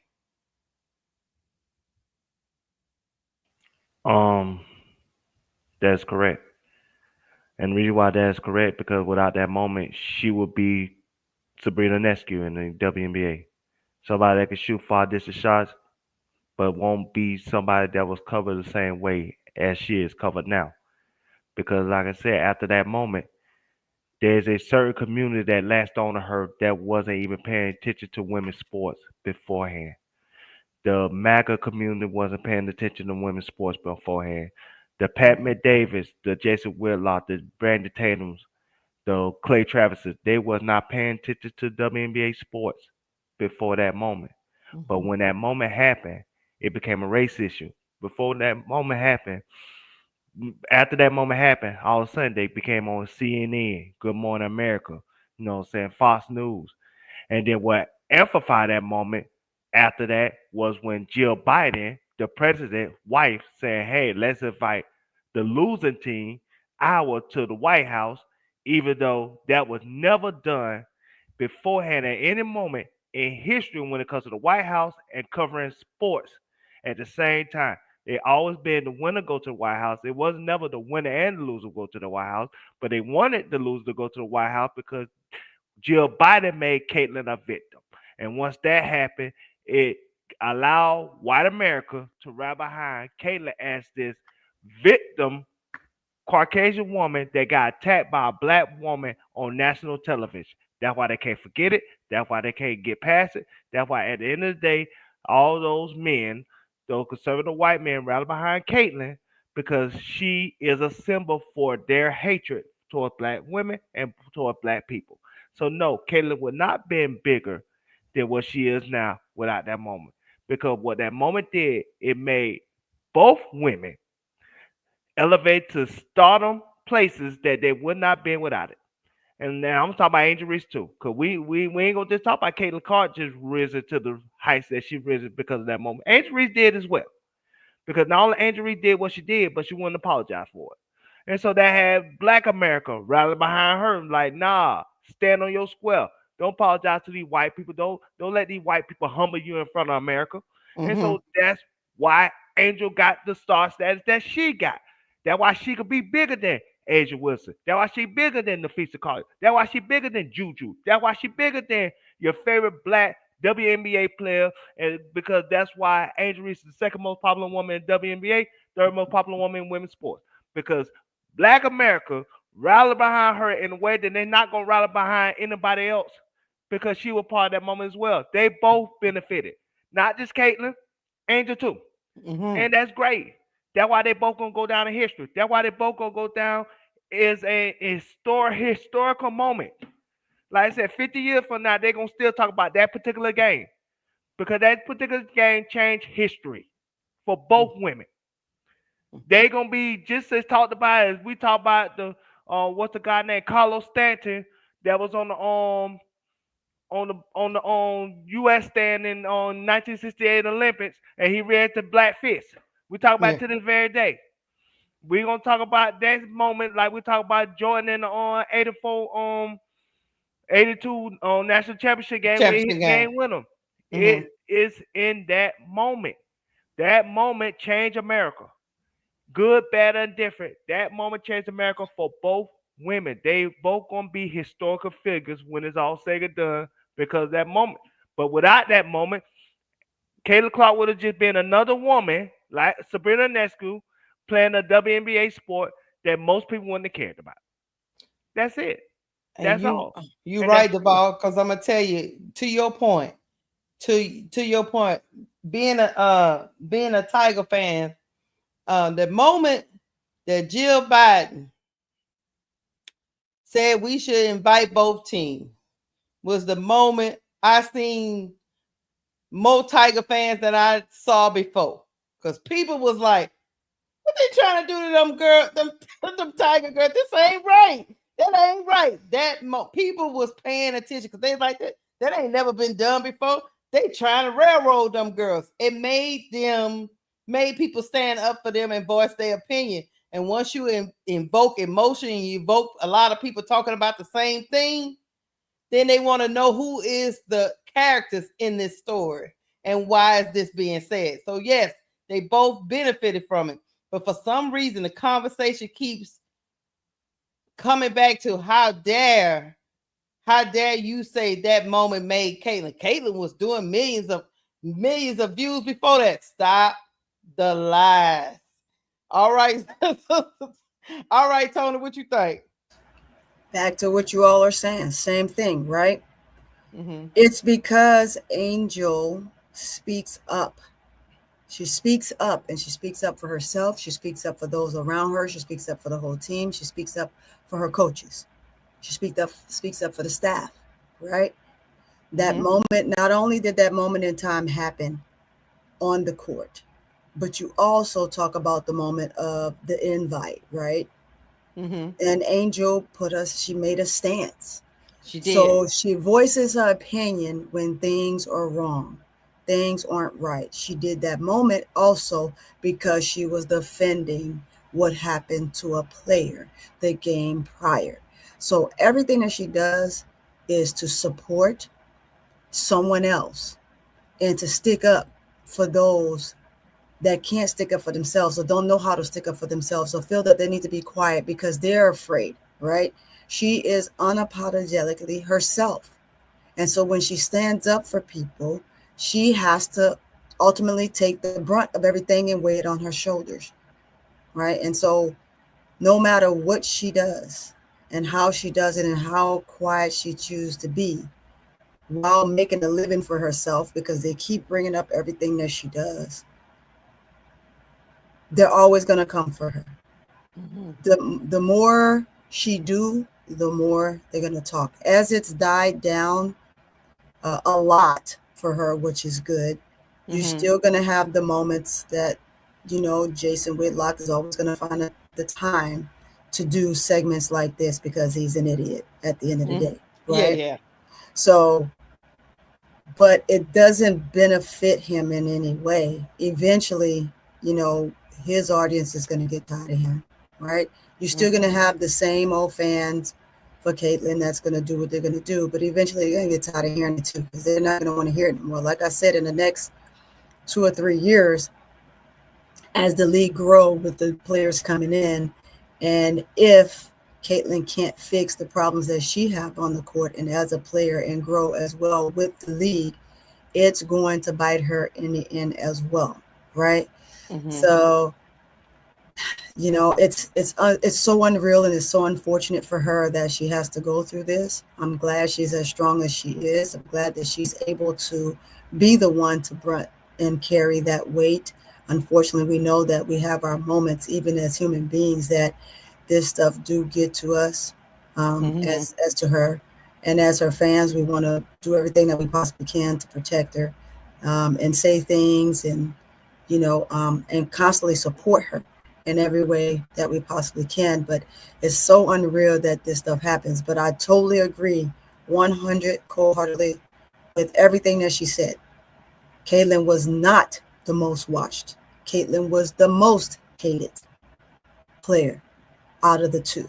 They can go back in the history of it and see that, right? But they don't want to do that because it's just easier to just constantly do what they're doing now because it's too much work for them to research the right thing and to do the right thing and to say the right thing. But it was completely the opposite. And like the ball said, had that moment not happened, this moment in time right now wouldn't be occurring, right? Because they would just be 2 more players and everybody would be talked about in the league as normal.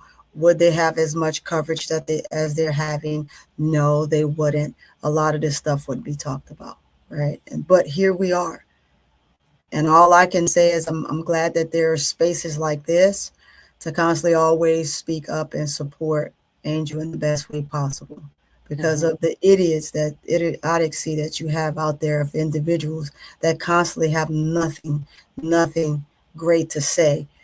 Although they can, it's just easier for them to speak ill of her as often as they can to continue to make the money that they're making or get the clicks that they can get on day in and day out, if you get what I'm saying, right? It's just so unfortunate, but Angel speaking up for herself and being an advocate for all women. She doesn't pick and choose a color, ever. She doesn't pick and choose a side, because if that was the case, why would Haley Van Lift be where she is today. Mm-hmm. Right? Yeah. So what for anybody, right? She sticks up for everyone, every female, those before her, those with her, and those that are going to be coming after her. She has made it her mission to do just that. And I'm so proud of her that she has taken the stand and taken the brunt to be able to do that, because I have not seen anyone else in the league to do that ever. You have some that have tried to speak out on moments here and there, but they have not embraced the womanhood as a whole for all sports, right? So when you look at it, she's embracing women's sports as a whole. She's not picking just WNBA. She's picking tennis. She's picking soccer. She's picking women as a whole in its entirety of all sports. And she has put that brunt on her shoulders for everybody. To be 23 and do that, come on, man. Come on. What are we talking about here? This is insane, right? But they say they don't understand why we like her. That's because they don't understand humanism. They don't understand womanhood. They don't understand what that means because they're not women. Because they don't understand brotherhood either. Right. If they understood brotherhood, then they could understand womanhood. That's the problem with a lot of these guys out here.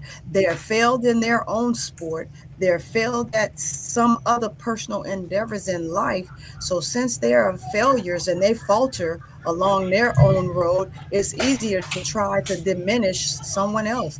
Let alone, it's easier to vitriol a woman because we are women. And as they say, for women, right? As women, we can carry more weight than men. The brunt of the weight is something that women have been able to bear throughout the testament of time. Where something that we can take and we can harness and we can hold and we can move past it, men cannot in certain scenarios. They can't. So that's where they are with it.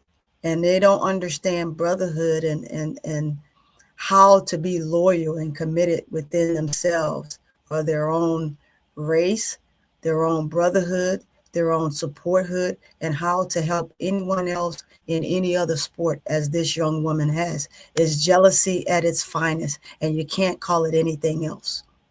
And that's what I have to say on it. I'm with you, my sister. Miss D, what you think? Why they trying to why these people be trying to engage in revisionist history? I don't know. But you know what? Joy Taylor was right. They needed a Magic Johnson, Larry Bird type situation. The villain, Angel Reese, and the hero, right? The boost, because you know they tried it this a few years back. They tried it with Sabrina. And they say, Sabrina, do you want to be the great white tee? She said, no, I don't want that. Then here's Sabrina. Oh, no, not Sabrina. Yeah, Sabrina. And then Paige. Paige, do you want to be the great white tee? No. I'm speaking up for all women, including black women.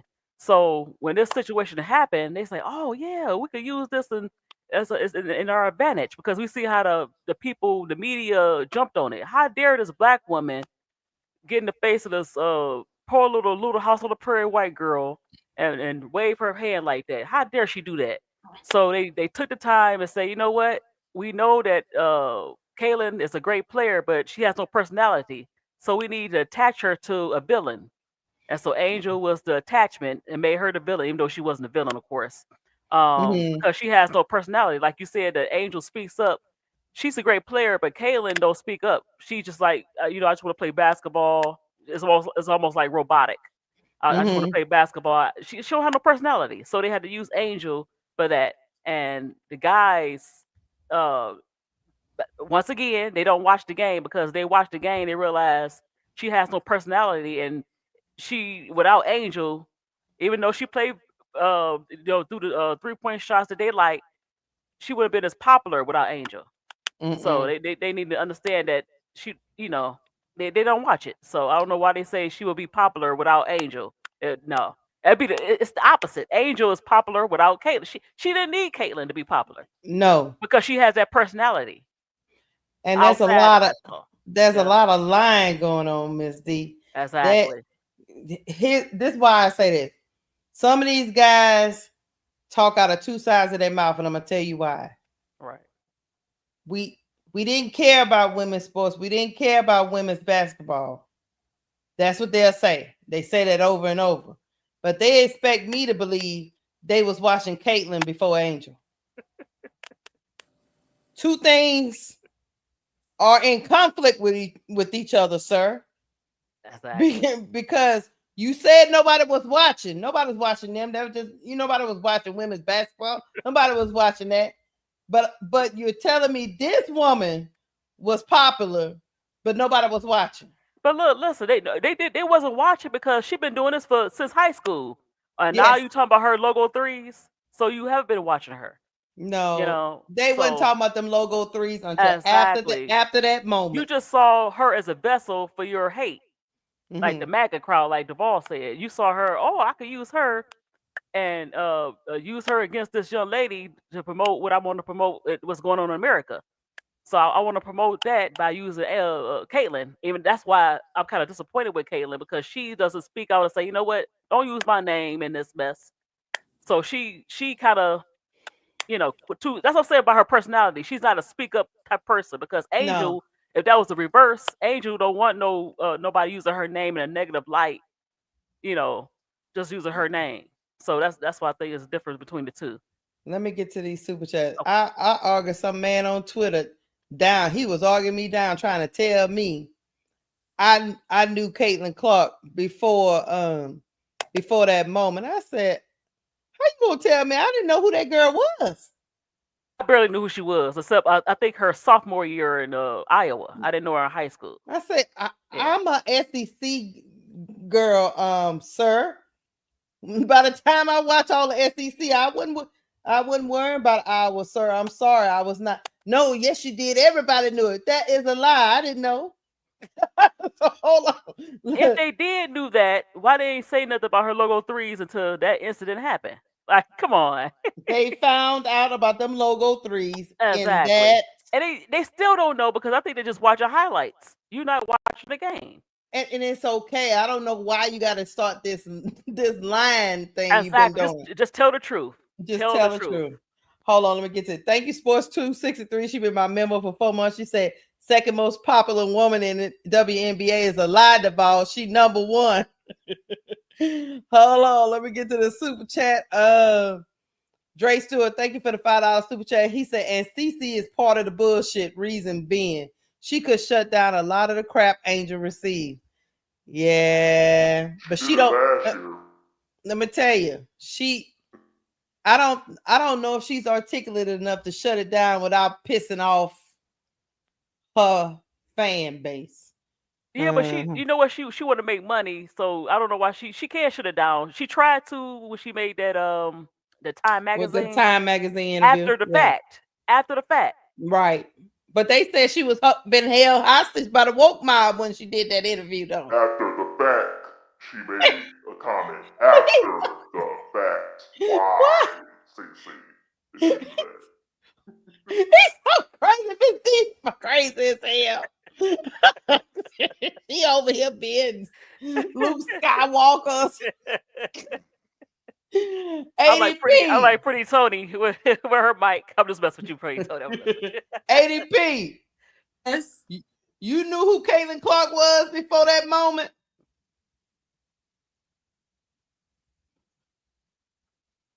ADP at? ADP, we lost her. Where she at? There she go. Yeah. Okay. Did you know who Caitlin Clark was before that moment? No, I didn't. Nope. I know. I mean, I heard of her. Yeah, but I didn't really watch her. I heard more. See, when Angel, I started watching LSU when Angel came. I was like, who is this chick? Right. She's good. So that's when I started watching. But even in those games, it was Angel that was popular. Yes. Before she did the hand. Right. Yeah, because she was on a streak to set the double record in the NCAA that season. That's what people don't understand. LSU wasn't even ranked at the beginning of the season. They were not. Nobody had them winning that championship. They were not ranked at all. Kim was working with a rebuilt roster that she pulled players from different places and put on that team and coached them. They were not ranked coming into that season. LSU. People didn't really start talking about. They talked about Angel because she was on that run, but they didn't really start talking about that team until the tournament. Mm-hmm. So the people season they made the Sweet 16. And part of the reason why Angel was talked about was the shoe moment when she blocked somebody and she had the shoe in her hand, and also she was also speaking on a situation with Lil Wayne. Lil Wayne was from LSU. Lil Wayne's from Louisiana, and he was talking to the Miami Twins.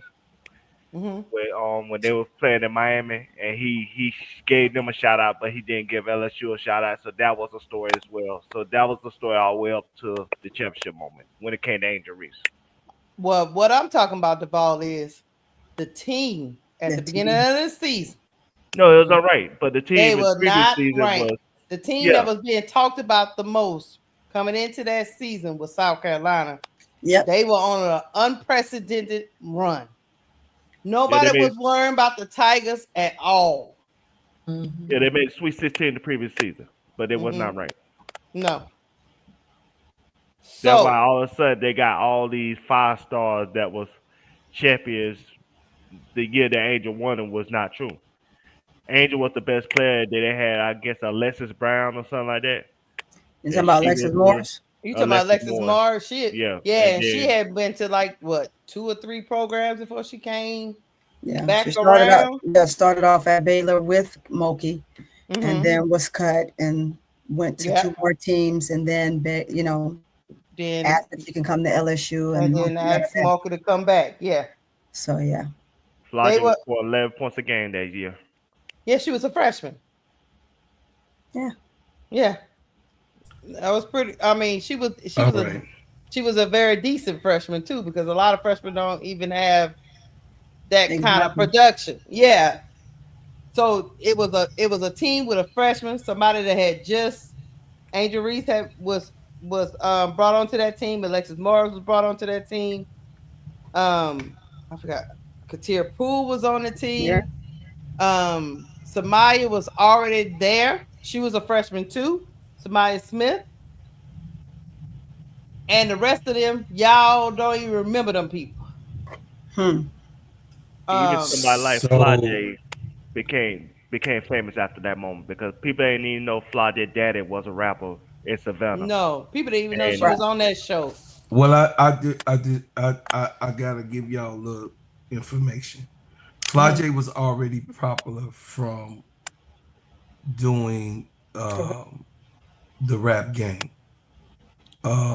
She was popular to some people. I didn't know who Flajay was. Yeah, right. Well, she did. She was in the 3rd season of the rap game. Yeah, I found that out after. Yeah, I didn't know. So I'm a music guy. So my community was definitely, which the music community is probably the rap community is the biggest community in the world. Right. So Flajay was well known for her trial and what she overcame in performances and being trained as a hip hop star. Hold on, bro. Hold on 1 second before you go into that. Israel Balota, you say LSU won because of Jasmine Carson. She averaged 3 points a game and dropped 20 points in the first half. Hold on. Dropped 20 points in the first half. That's why LSU won. But Israel, y'all had Caitlin Clark. She should have been able to drop more than Jasmine, right? No, I got Israel. This is my guy. That's my guy, sister. This is my guy. Isn't she the chosen one? You mean to tell me a bitch player outplayed Caitlin Clark? I got him. Hold on a second. I got him. In 2023, In the NCAA women's basketball tournament, Angel Reese was the key player who led LSU to the championship in points, in rebounds, in steals, and in assists. Now, she led her team in all of these categories except for the last game. The whole tournament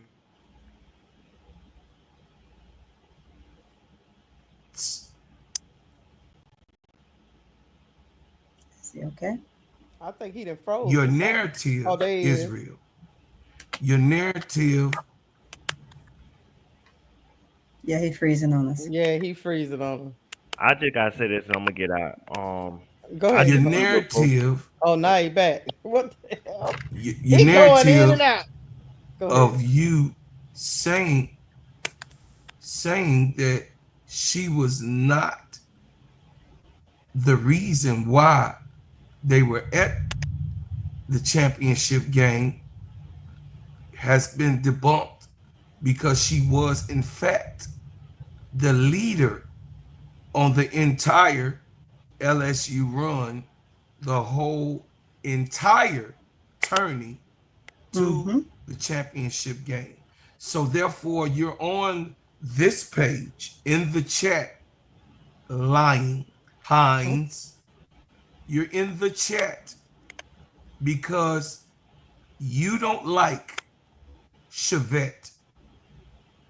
That Angel Reese was also the most paid NIL production and promotion in the whole entire NCAA.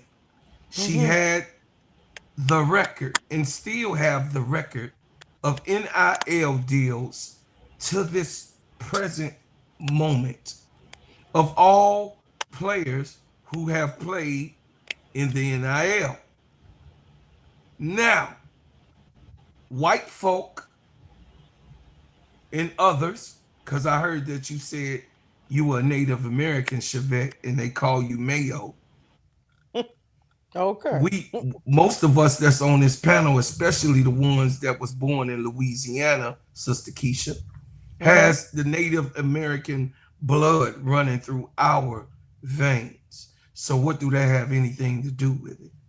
But what I will say is that Angel Reese, not only was she the leader, Angel Reese, not only was she was the most known out of all of them and had the most deals in NIL. You go fact check. I got Google for you because that's your best friend. And it's also my best friend. When you Google Angel Reese and her production, there was not one college player that did anything on the court as Angel Reese did. She was the instrumental in the victory over Iowa. She was the most outstanding player of the Final Four. Caitlin Clark was not the most outstanding player in the Final Four. She also Reese performed throughout the tourney, including her 34th double-double of the season in the Final Four, helped secure LSU first national championship. That's history that your ass got to eat crow.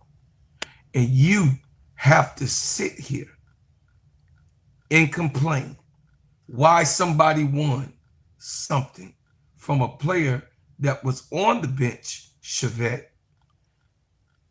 in Israel, who helped them get over. Well, that's why we have bench players in production.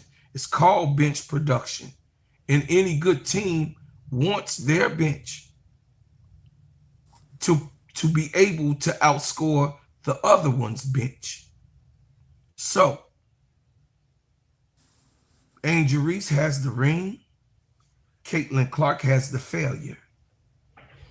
The next year, Caitlin Clark had the most points ever scored in the history of the NCAA. Next to her was Kelsey Plum. She held the record for that time but she did not win against the Gamecocks. What you was going to say, Keisha? Oh, I'm talking to Israel. I was going to ask him, what do you do when a player goes on a heater? You let them burn. Hmm. You let them burn. If I got a good team player and a good leader, which Angel Reese is, she let the hot man continue to do her business. Get him, girl. Get him. Get him, girl. Get him. So, Israel, not only did she fail in her junior year, she completely failed in her senior year, even though the cause of Iowa went her way against the South Carolina Gamecocks. The whistle, they're investigating.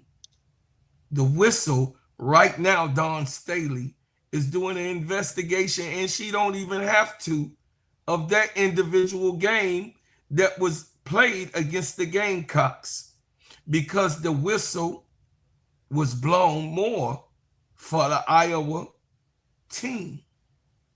She still became a victor over Iowa, and Iowa for the second time, Israel, did not win. Angel Reese beat her ass in college. Angel beat her ass in the AU. Angel beat her ass in high school. Angel beat her ass in grammar school. She beat her in the Big Ten. Angel beat her ass in the Big Ten. Angel have been beating Caitlin Clark's ass that is beat red in all of your faces, Israel, is beat red because your player is a failure. She has not won nothing up to this day. But guess what Angel did this year? Not only she was the inaugural season of Unrivaled, which is the most watched women basketball league of 2025 statistically, of 2025 in total, not one team, the whole league was the most watched women's league in basketball professionally than the WNBA. She was the defensive player of the year, and she also came home with a championship in this year. So next year, Israel, you will have to watch Angel Reese receive a ring in the second year of Unrivaled that will be televised on TNT when they all get their ring applied to them in their first game of play. Bro, so Claude. eat crow, eat crow, eat crow in your mama draws at the same time. Bro, Claude, you trolling so hard that your face. No, I'm not. I'm just reading. No, hold on. Your You face trolling. frozen. Your face is frozen. It's been On the frozen for a screen because minute. you trolling that Yeah, we dude. can see your voice. Your face frozen. You just looking like you about to speak.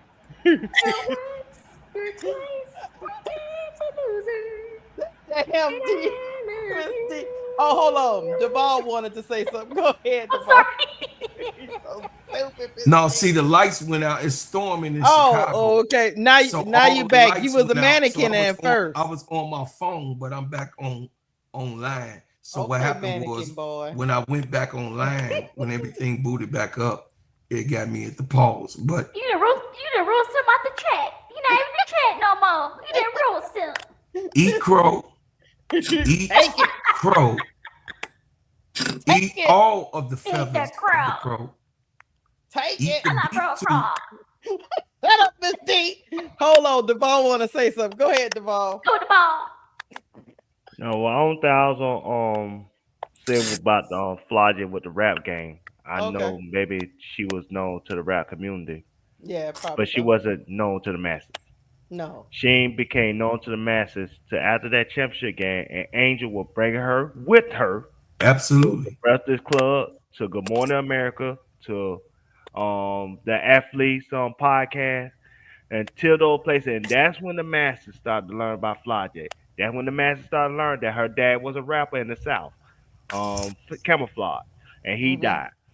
And they started to learn stuff about Floggy, and their Floggy gang became elevated where she could start to stand on her own, in addition to whatever controversy her and Angel had went through during that senior season at LSU. That's all the thing I want to say. Yeah. Yeah. Absolutely. Meanwhile, Miss D is over there being a Smurfette.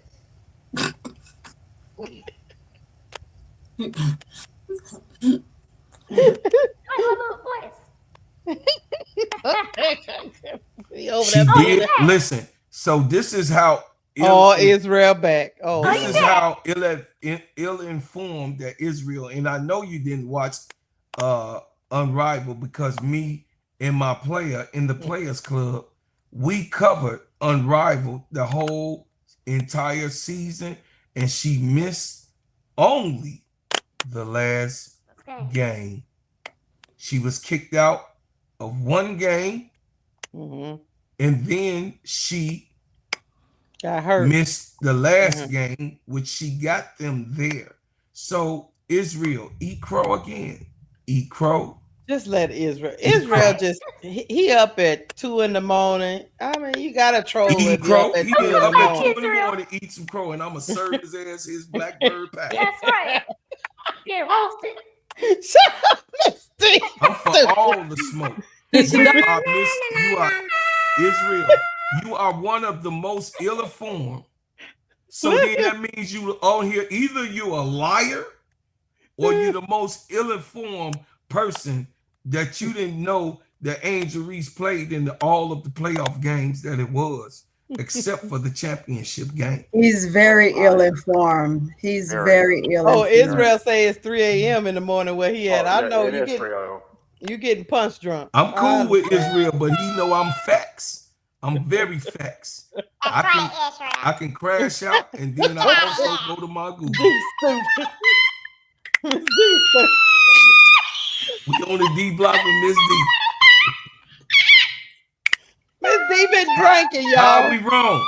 How are we wrong? Go to your Google, Israel. Your phone should be right. What do you mean, y'all? Israel. So stupid. He say, y'all. He say we wrong. The Smurfs are wrong. Okay, Israel. We not gonna convince you. No, you say all wrong. She didn't play semifinals or chip game. Okay, Israel. Fine. She played the semifinals, not the chip. She played in the semifinals. Yeah. She did not play in the last game. Israel said she made. Oh, Israel. So you do be following Angel, huh? I'll be following her. They're like Angel. Yeah, you must be following her real hard if you know all this stuff off the top of your head. I think he like Angel, y'all. He just pretending. He do. I think Yeah, so. he just pretending. He like her a lot. Don't be lying. April Nicole say, yeah, y'all have late lives. We're in Florida. It's 3 a.m. God damn. It's the time over here too. But we up. Miss D stupid, y'all. Miss D get you in trip bag. She be doing that. Miss D go back. Miss D done went punch drunk. Israel. Google say how many games the Angel Reese missed in Unrivaled. Angel Reese has missed the last game in Unrivaled. To go back to the Chicago doctors who had to go and reinforce the hand that was injured. Miss Go Goody Two Google it. Shoes. Miss Goody Two She Shoes ain't says. played the last Answer two. the question, Israel. Answer the question. Miss It Goody said Two. it says it. I just Hold on. What made you a say, correction for Duvall? myself. Israel. Duvall. She did not play the last two. She did No, not play the semifinals and the finals. I read it. I know. It's right here. I said that.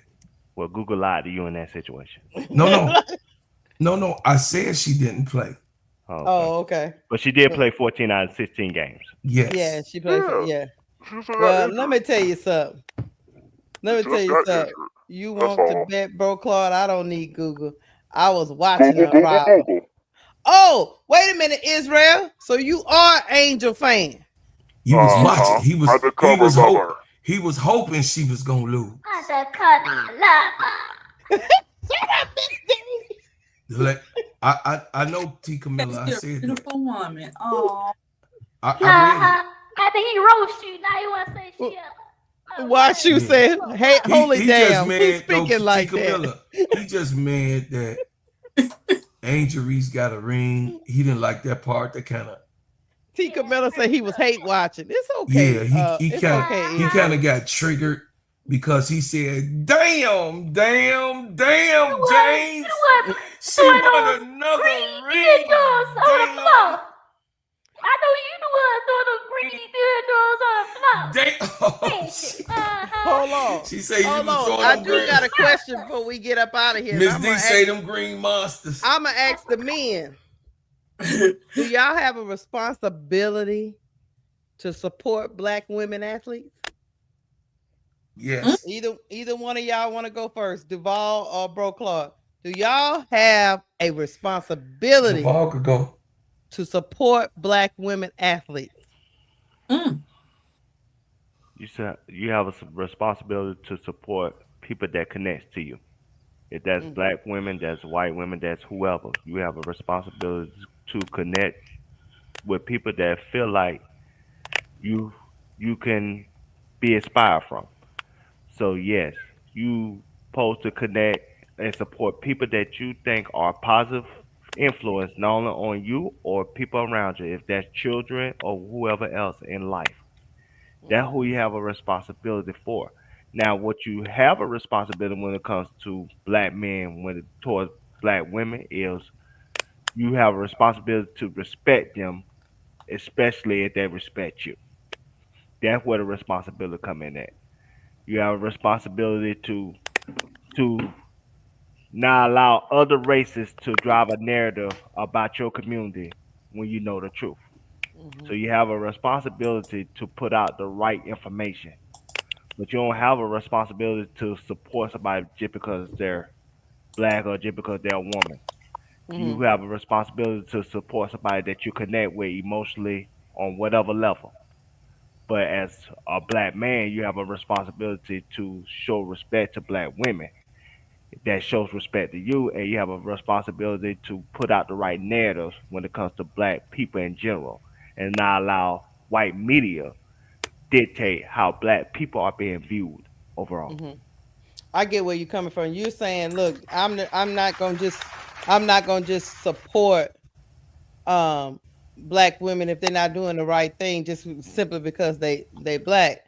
But I will always support my community if they driving some narratives around whoever it is False narrative. around whoever it is that are untrue. I do have a responsibility in that case not to be a sheep and go with the media when I know it's not true. Yeah, I get where you're coming from. Because I'm not going to support Lil Kim and Trina just to support Lil Kim and Trina if I don't believe in what their message is when in their music. That's something I just don't stand for that.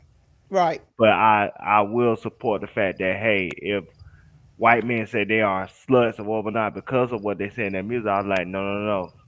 That's entertainment. That's not real life. That's not who they represent outside of their job. That's what I mean. That's like I said, we owe it to Caucasian, we owe it to our community to push the right message and to respect our women like we'll want our women to respect us, and to defend our women like we'll want our women to defend us. but we don't have to just support something just to support it. I'm with you, bro. Clark, what you think? He makes some valid points, Devaldi. He makes some valid points. Can't just attach yourself to just anything just because it's wearing the face that you have. You know what I mean? I get where he coming from. I don't support Sexy Red. Sexy Red support gang culture, and she support ratchet music. That I don't support that. Mm-hmm. But I will defend Sexy Red if another race try to disrespect her or fight her or do harm to her. That's a difference. I got you. So he ended.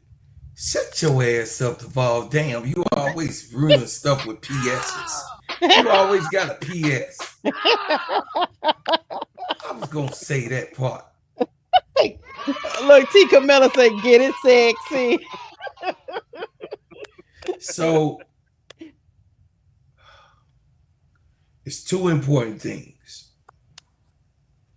The one thing is me as a black man, like my bro. My mission and my job is to protect, honor, and respect the black woman. That's all the first message and mission.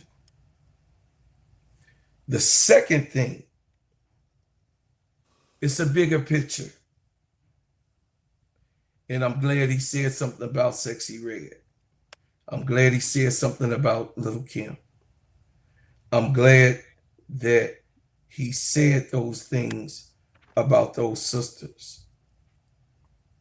But we'll go bump a Biggie Small or a Lil Jon or any other artist, male rappers, which is the dominant counterpart of the females' music.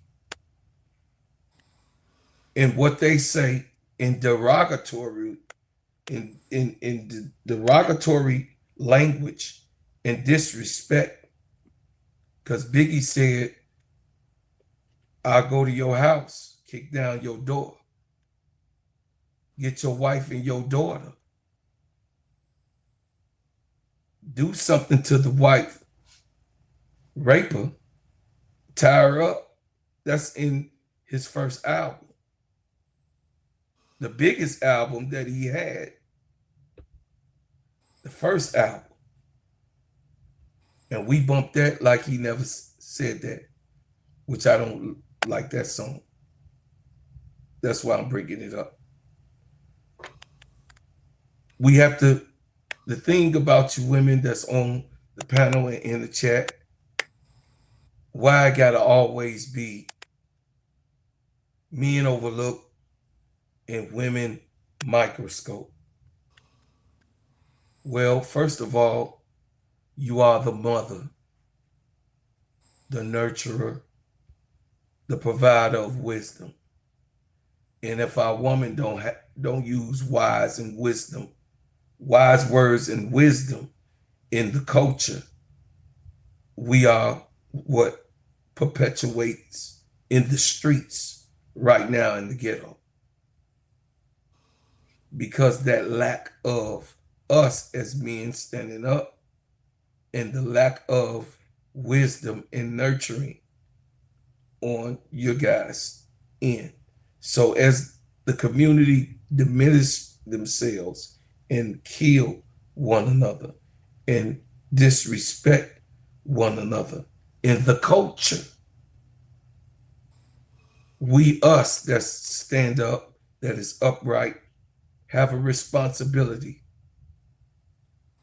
And to each one teach one, but we also have to teach the world. Because who teaches the world? The Lord of us all, right? The last shall be the first, and the first shall be the last in prophecy, which I do believe. But in this case, the learning lesson that I want to say, and really, really be careful in what I'm saying, is that I can love you from a distance, but I still love you. I see what you're doing is not right, but I still love you. I do have wise words. Me as a man, I should be able to speak to you as your brother, to give you some intelligent acquisitions or intelligent leadership, which is my post, for you to be able to know that not only do I love you, that I will stand by you, and that I also will show correction to myself first. Then, and only then, can I show you any correction. But when there's flaws in the game, a woman peep it all. You ain't saying nothing to this woman that she ain't gonna peep. And when she see you off your square, because a woman has a eagle's eye in your description all through the Holy Quran. The things that you see in your connection with the Father is more masterful than anyone. So when I say teach in the Holy Quran, it says honor your mother, your mother, your mother, then your father. Did y'all hear me?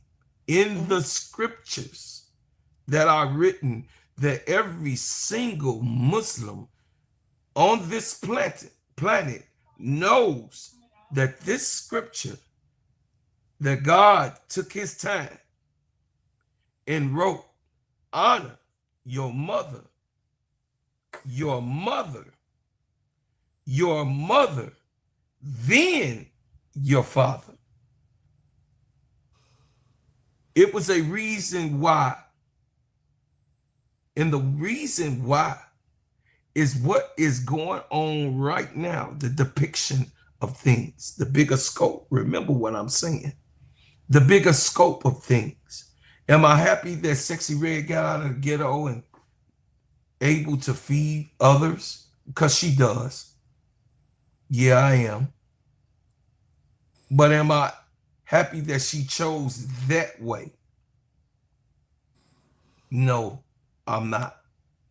But am I happy with the other ones? That is on the male counterpart. As I looked over it, I was, until I was able to have knowledge of myself. So in our ignorance, we deal with one another, Black people. I'm talking to us. And they look at us and they laugh, because we are the ones, the most in the culture of humanism, of being a human, that turn on ourselves, kill ourselves, talk about ourselves. They will never respect us until we fix it. And we on our way of fixing it. Talks like you did today, Keisha, opens eyes to those that were ignorant on who we really are. No, she did not come from the ghetto. She actually come from a good upbringing. Her mother worked her ass off, Angel, we're talking about. So she wasn't born in the ghetto, but we were her cousins that were there that she would visit. Like my children don't live in the ghetto.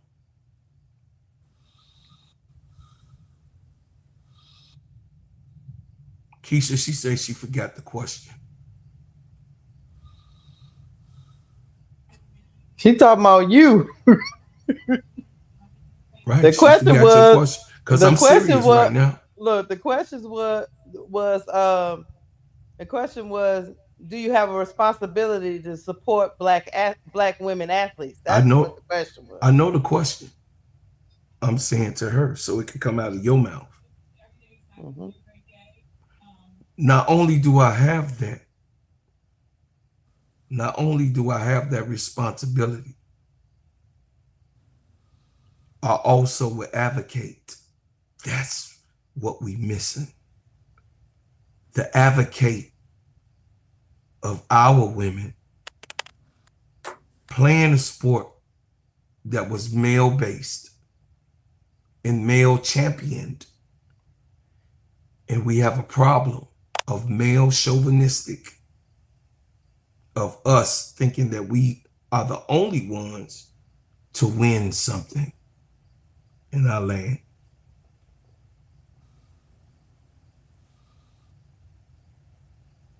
Tierra over there messing with you.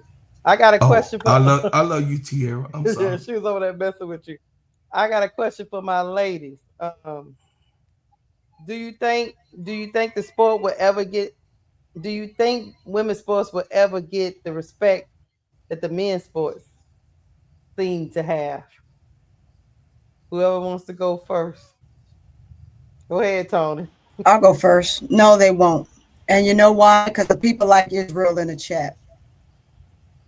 You know why?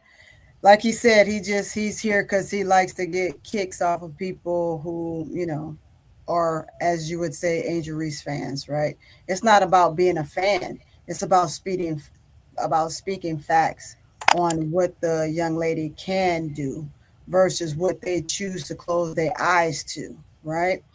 And me personally, when I speak on players, I speak on all players from a true perspective.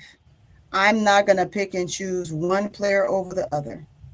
I'm not going to pick and choose what I say about each player and their ability to play or not play, or what they're good at or what they're not good at. Everybody has flaws, and we're going to point them out. At least I know I am.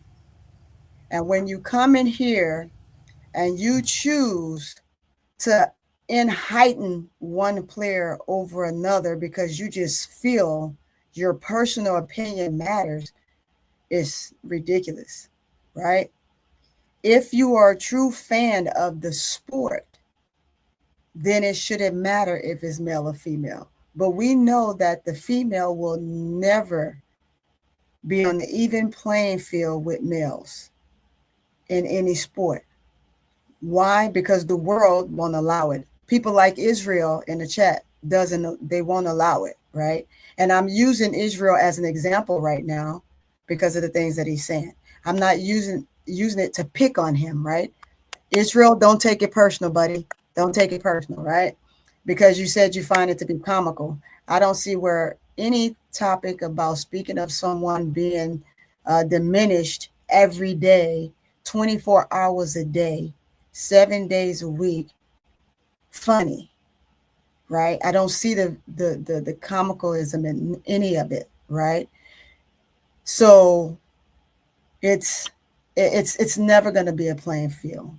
We're women, they're men. That's just, it's been like that since the end of time, right? Mm-hmm. From dusk to dawn. We can always constantly ask for equal pay, equalism, but it just doesn't happen because that's just the way the world is. You know, that's just like fighting for pay. And I'm going to go back to the things that Mr. Duncan had said in his little soliloquy on his little segment that you showed earlier, right? Just to diminish her some more. As we constantly talk about this young woman, we don't have anything nice to say. And then the channels that do come and try to uplift her, for the few channels that are out there, you get people like this that come in the chat to say and do idiotic things, right? Of course, for me, that stuff doesn't faze me one way or the other. Sometimes I chime in, sometimes I don't, because I'm about the sport first and not about idiocy. But these women have to do more than just play just this game because they don't make enough money. So we're talking about her going to the Met Gala and, doing photo shoots, promoting her Reebok gear and shoes and all this stuff, and taking pictures and doing that for the 2K cover. But we forget that these women make pennies. Right. They make pennies and they have to earn a living. And because they're earning a living, we're going to sit here and we're going to diminish them about that as well. We're going to talk about that as well. But they're still making it a point to make it to the games, support their team, put on that same jersey that they had on the game before, not missing or skipping any games, to still make a living for themselves outside of just this right here. Because why? Men are getting paid 5 times more than the women are. The women are getting paid less than minimum wage employees in just a regular job for the amount of physicality that is being played on the court of basketball. So they get hurt and their career is over and they still have to have a job to go to. So let's talk about that, right? When we sit here and we're making these comments and these guys don't understand that. All they understand is their favorite player and who they follow and what they like most about this player instead of the game itself. We keep going back to just that, right? I don't care who you like who you like, and kudos to you. But critique the game for what it is. Don't diminish your player because you think your player has more. Your player, I could say some choice words, but I'm going to keep it to myself, right? Because my mom always taught me, if you don't have nothing nice to say, you don't say anything at all. Right? But what I am going to say is I'm always going to talk about the game. I'm always going to critique players the right way. And that's just that. But the men league and men sports and men commentators and men in the chat that come in here and speak ill over a 23-year-old young woman because, she should be able to take it. She plays the sport. Well, were you able to take it when you played and you failed? That's what I want to say to you, right? You didn't. And that's why it makes it so much easier for you to come and diminish someone else because you were less successful, right? But at the end of the day, this young woman will be okay. All of these young women will be okay, regardless to however long they play, whether they play 2, 3 years, 10 years, 15 years, right? They're going to be okay. But in hopes of that, the men's league and men's sport will come around to the women's sport and pay them the same homage that they're being paid for as the sport that they're in, and not just for as, I'm a male and you're a female. Money wise, pay them, give them their homage, give them their due diligence, right? Soccer has just caught up to each other. It took soccer a long time to get there, but now the women, they fought and they are now, it's equal. They're getting that equilibrium, the same way as everyone else, right? So when you're thinking about sport right now, the women is behind time in trying to push this narrative of what makes us better or what makes us equal, when there were women before them that could have done that. Right now, Caitlin Clark and Angel Reese, they're pushing the needle. And I'm glad they're pushing the needle, right? Regardless to how people want to use them to do that, I'm glad they're pushing the needle. Of course, you wish that people would have the right things to say and critique both of them equally and fairly, and unjust. Of course, that's not going to happen. No. But hopefully eventually the women's sport will get there. For as basketball, I don't believe so. And the reason I don't believe so, if someone who played the game, coached the game, and has been a part of the game for a mighty long time, that it's too short of a season, number one, right? With it being too short of a season, and they don't have the amenities that the males do, it's just not going to happen. It's going to 52 games next year, right? Yeah, it's going to go to 52 games, which is still not even close, right? You still have to push the season longer, right? Which goes into the NFL season, and they're not going to do that. how do you make it work? Do you start the season sooner than it is now? Is one of the things that I say you can do, because it's already going on. It starts while the men playoff is going on towards the final portion of the season. But you can push it in the beginning of their playoff season and give them a couple of more months, which gives them more games. But when you do that, now you think of the physicality of the game and how long can the women sustain the beatings that they're getting when they're right now. You have all of your big players injured here and there. So again, getting their bodies right, their mental right, and having that also comes from having the money and the resources to have the facilities and the doctors and all of that the men have. Make it equal. But equal just doesn't equate to women's basketball right now. We want it to, and to answer your question, as I did before, no, I don't think that it'll get to that point. Should it be? Yes, but it's not. It's an opportunity. It is an opportunity. It's an opportunity in the CBA to now apply the Jordan rules, which that's what we're hoping. It got sick nowadays with the men. Okay, so we have to be careful with the Jordan rules. Exactly. But the Jordan rules should be applied to next year's game, far as hands off the player, of distance, of defense. You should not be able to put your hands on a player's waist while swiping and hitting a ball, while you're physically touching that player in the attempt of steals, right? So that's gonna be a part of it. And then when a player is on a clear path, do not get up underneath. Right. They already started it with the 3-point, right? But it's also underneath the basket also. That has not been applied yet in women's basketball. But y'all ready? Y'all ready for this? What you got? All right. So I kind of serious up the mood. Keisha led me down the street, and then I walked about 5 miles. So I'm gonna bring this right back. Y'all ready? Here's a big laugh for you. Caitlin Clark ain't winning shit. Angel Reese got all of the rings. That boy stupid. Angel got all the goddamn rings.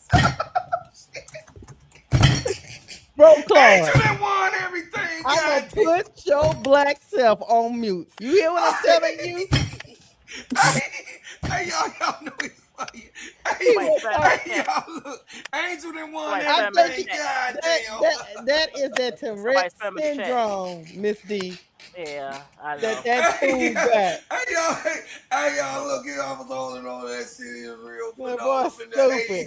Hey, Israel. Let me get to Miss D before we get out of you messing with them people in that doggone chat. You're right. He is. He going crazy in the chat.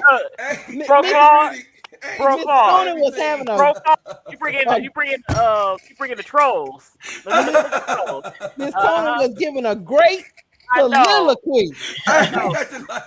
He bust me up, man. Now you get the trolls. They're so mad that Angel didn't want everything. I know. Miss D. This guy, man. Mad at a winner. This guy, man. You going on mute, bro, Clark. I'm doing it. Miss D got to get her little soliloquy off. I'm through with you. I'm through with him. He's so damn crazy. I'm through with him. And now all the trolls is out up in the damn. What is we talking about? Raw and condoms? What's going on in my chat?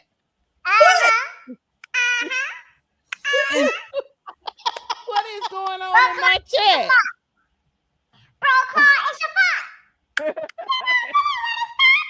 And then your sister Dubs in the chat. Then your Angel, sister, all she do is win. Can't get enough. stupid stuff. Every Everybody hands go up. Why are we talking about pulling out or keep going? What is Okay, all right. happening? And they stay there. All And right, they all stay right. there. Duvall, I gotta get control. Duvall, you are supposed to be Okay, the bouncer. okay, let me say this. Let me say this. Go ahead, D, Miss D. Oh, Jesus. Now, with brothers like Broclaw and Duvall, it can change. But you know, we still got some guys who have some issues with women succeeding in leadership, and so that's what's kind of playing out now. Hopefully they could get the money. Remember they turned down the first deal they had, so hopefully they can get their money. I can't even talk. Stop. I'm muting him. Stop. He has been muted, I can't even Miss think. D. I can't think. Miss D, So- I have muted him. I had some. I forgot I was gonna say. I'm sorry. You got this. You got this. So no, we need more brothers like men like Broclaw. Don't laugh at him. I'm sorry. And you know, just to support the women, and it starts with the NBA players. We need them to speak out. I mean, instead of not watching the games, most of them, and picking and choosing the player. Oh, she's the best thing since sliced bread, but you only watch highlights. We just need to support them. Who is? I'm sorry, Ms. D. I don't mean to cut you off. Who is manning the chat? Who is this? Where my moderators at? Y'all went to sleep. We need moderators. This just is whatever Smith person. Have my moderators went out to of here? sleep. Yeah, that's just awful. That is very disrespectful. Hold on, let me see. Hold on. I mean, I know it's the D block, but come on. I already got him. I already got him. Oh, did you get him, Broclaw? Okay. I got him. Ridiculous, man. Go ahead, Miss D. I was like, what? I said, like, what's going on in my chat? So yeah, Tony made some great points. Yeah, we need to they need to support the women more. The sisterhood as well, the older players, the NBA players, current and former, and maybe it can help. But oh, they got another one. Oh Lord. Oh Lord. Oh really? Thank you, Broclaw. What is this? What is this? This is what happened when whichever one fits on your mama's head, that's the one you need to be concerned about. I can't take Damn. Oh, I can't this. No, your mama spit it out all the time. So, hold on, Miss D. I can't take this anymore. We're gonna take this energy back down because it done got a little crazy. We're gonna listen to Angel at her community event. And then we're gonna get up out of here. So y'all, these diabolical people in the chat and lost their mind. I don't know. That's a Magic Johnson, Larry Bird moment for the WNBA. Y'all making me do something. Shut your crazy self up, you crazy woman. All right. Not Dubs in the chat. Ain't nobody in no damn chat. Hold on. What time is it, y'all? 2:45 in the morning. I want you in the chat. Hold on, here we go. Miss D, I'm gonna get your ass. Hold on. Here we go, y'all. He's back. I'm going. No, here you go. It's so pretty. Well, first I want to thank everybody for coming out. Chicago has been a special place for me for these last 2 years, on and off the court. So I think giving back to the community is the most important thing. I started in Baltimore, where I'm from, and then I went to Baton Rouge and I went to LSU, won a championship there. So I think it starts in the community, and when you start to win in the community, you win on the court. So all the support that you guys have given us on and off the court, you guys come to all the games and support me in so many different ways. So I'm just super grateful, and I think starting the school year off, I was always excited for the first day of school. Make sure I have a nice backpack and some nice school supplies. And there's just so many great sponsors all around here. They're giving out free haircuts, doing braids, mental health. They're giving a lot of guidance and free eye vision and doing a lot of great things for the community. So as much as I can, I try to give back to people that I know that really may need it, or if they don't need it, just being able to be an inspiration for them. Yeah, for me growing up, I was the tallest in the class, so I did get bullied a lot, and it felt awkward to me, and it wasn't a norm for you to be the tallest girl in the class and everybody's looking at you. But for me, I always try to stay confident within myself and just surround myself with friends that are genuinely for me. Everybody's not going to be for you. You have to realize that you're not going to be liked by everybody. Everybody has their own alternative ego or what they like and what they don't like. And I even say for bullies, they have insecurities. So don't get discouraged by somebody that is bullying you. They have their own insecurities of what's going on. So don't be a bully. And I'm not going to say don't allow yourself to be bullied, but just to consider yourself, just stand yourself high and hold yourself up to high standards, and know that you're that girl, you're that boy. Like, nobody can touch you. And if you need help, say something. Speak up and say something. Don't wait until it's too late. Parents, making sure that you're super vocal and talking to your kid. How was your day? That stuff goes a long way. Asking your kid how your day was is really important, because being able to have that relationship, I think it really helps. I appreciate you guys for really supporting me in this journey for me, and it hasn't been easy, and through the ups and downs, you guys have always supported me. Even fans from back in Baltimore and back in Baton Rouge, you guys always come out and still support anywhere I go. I think leaving here today, I hope everybody was encouraged by all the guests that were up here, and knowing that you can do anything you put your mind to. Stay positive. Every day is not going to be a great day. And just for the young little girls out there, the women out there, like, be confident. You can do whatever you want to do, no matter how tall, how short, what you look like, it doesn't matter. I remember, actually, I had a teammate in Maryland, Katie Benson. She's now the GM for the first woman GM for the Utah Jazz, and it gives me chills because she was 5'4". It's for the Utah G League team, and I'm really happy for her because she was 5'4". She was short. Everybody told her she couldn't do anything. She had an experience at the Washington Mystics for a little bit of time, and then she went on, and now she's one of the first. And you can do it. You see me doing it. You can put your mind to it and believe it. And no matter what you go through, every day is not going to be a great day. You can do it and believe it. That's so true. And I love what you said. Like, not every day is going to be a great day, but the fact that you get up the next day and try again. Yeah? You guys, what do you think? Big round of applause for Angel. Yes, yes, yes. As we head over for our meet and greet, I want to make sure you guys support all the Chicago teams. We thank Io for coming today, Coach Marsh for being here as well. And yeah, Chicago Bulls, Chicago Sky, Chicago Bears, everybody. You guys are definitely want to hear this. Go follow the Angel Reese Foundation on Instagram. It's Angel C. Reese Foundation. This week, we are going to be giving away tickets from the Chicago Sky, a suite from Chicago Steel, the Chicago Red Stars game. We're going to be giving away Beats by Dre, shoes, that shoes she just talked about. 10 pairs of shoes are going to be given away, and a lot of other fun swag. But you have to follow the foundation, and we will be activating an online giveaway. And all you have to do is go follow the foundation and keep up with what they're doing here and across the country. Got it? All right. Thank you. Big round of applause for our panelists. Thank you, Karen, Io, Dr. Hines, Angel, and of course, Angel. Thank you so much for being with us today. Thank you. All right, guys. Thank you so much. Thank you. Now, who can hate that young lady like that? That's what I was just about to say. I don't even get it. I just don't get it. Thank you, Israel Velota, for the $5 super chat. Even though y'all wrong 90% of the time, especially Bro Clark, Miss Tony. By the way, you are gorgeous. This was a good show today, Miss Tony. I watched majority of the game. Bro Clark didn't got to him. Now he talking all sweet in the chat. And look, no does in the chat for you. Look at you, Israel. Thank you, Israel. Thank you, Israel. I appreciate that.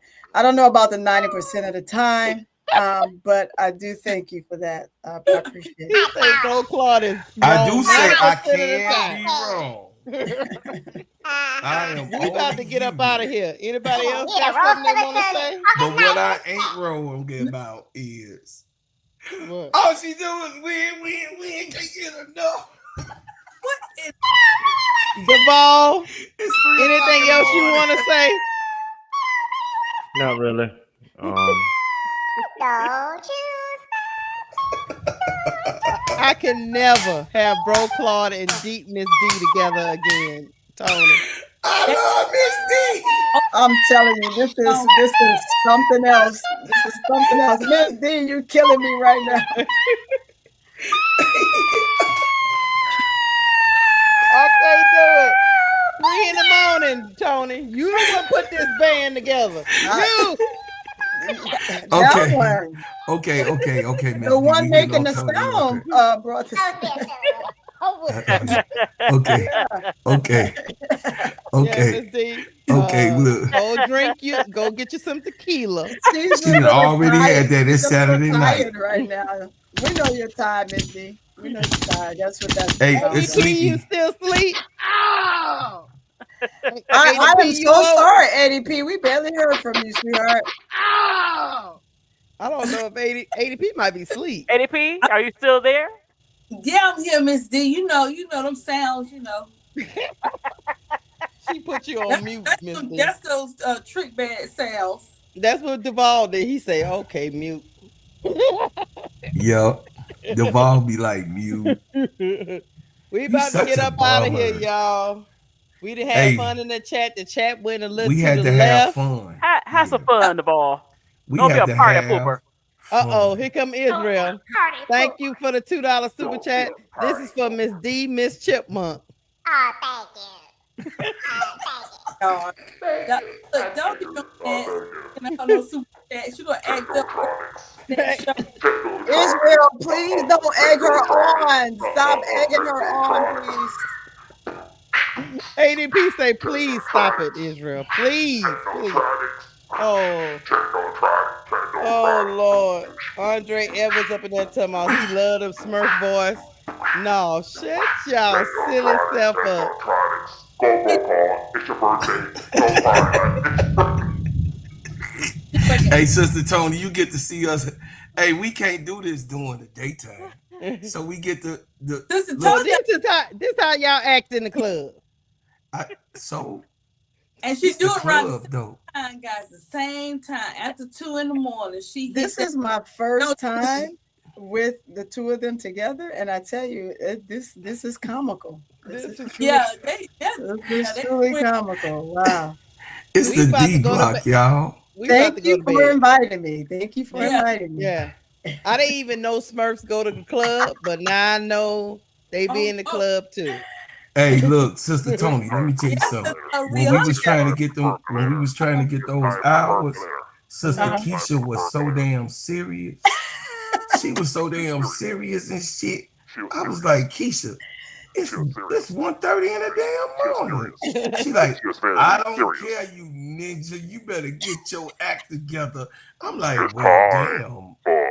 Here go Honey. You better do what Honey said. Hey, Miss D. Miss D has something to drink. Where's the milkman? What you sipping on? Where is the milkman? What you sipping on, Miss D? Has something does. Wow. Did she have what Honey had that other time? Oh yeah, that other. She definitely. Hey, Miss D.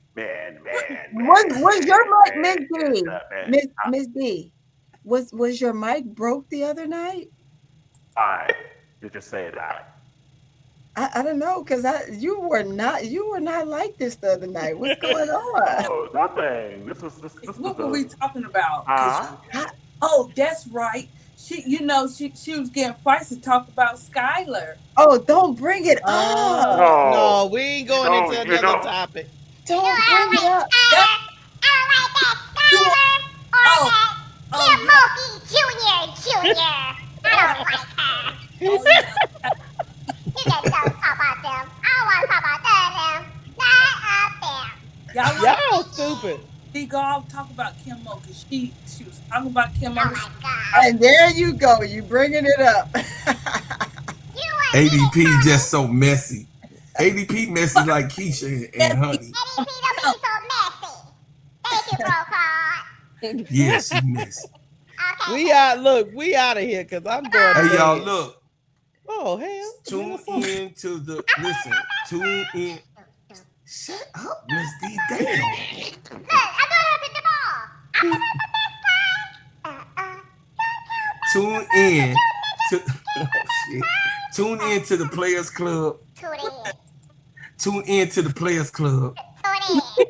Tune in to the Players Club, y'all. Tune in to the Full Court Trio. Hit the like button, please, y'all. Tune in to Real Talk Cut That Ish on the next video. Hit the like button.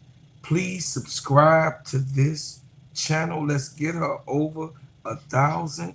Let's get her over 1,000, y'all. Come on, y'all. To 2,000.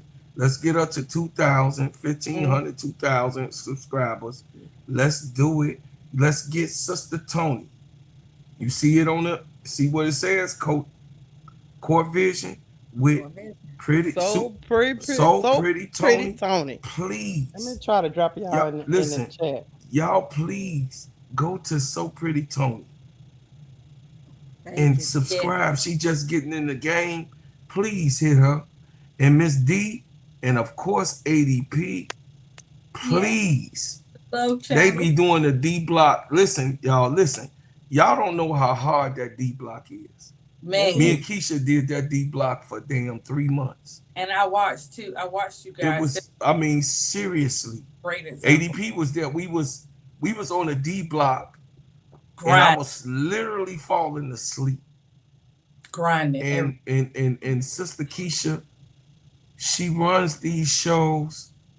She pushed these shows. She does the thumbnails. Even though, she a little dyslexic. But that shows good ninja. But intelligent, don't do that. I'm telling y'all that these shows that you see inside of the Simply Ball Dropping Network, please go over to KSAP channel. Hit the like button, subscribe to his channel, but tell him how everyone on this panel has been working hard. You ain't got to include me, but you can do it for the ladies. I would really, really, really want you guys to let the boss know that the ladies on this panel, all of them, work hard, and that you support them, and you glad that he put them together. I'm telling y'all that we can do it as a community. Seriously, we can do it as a community, and we shining so bright. Y'all don't even understand that the work that's put in just to make sure that you guys get content, the hours that this lady, Sister Keisha, does, it's seriously, it really, me and Duvall can't do nothing, but send her information, because she be up on the topics, the subjects, and also, while the boss is away, she thinks she the boss, but it's all right. I am the boss. Okay, whatever. Anyway. She the boss. She's the queen boss. Anyway, don't get ADP. I told you about filling her head with ideas. You over there gas pumping. You gas pumping. Let me finish what I'm saying in my soliloquy, and now you can have it. So what I really do want to say is, Sister Tony has just started her channel, and she needs help. And this is a helping community. T. Camilla, I know you got a whole bunch of people that follow you, that you talk to, that you go over to all these channels. Tulip Plays and all of the different ones. I'm surprised Tulip, well, it's probably midday, in the daytime, she probably at her job because she overseas. But I will say that all of you guys, Riddick Milky Way, everybody, I'm asking for y'all to go to Miss D and get Miss D over the hump. Get her over the hump. ADP is just a little work, y'all. Go subscribe to the channels. We gonna continue to link up and form this big network that we do have, and it's growing. It's growing, and it's just a wonderful thing that KSAP didn't have to put this together. I don't know what happened. What the devil did I do?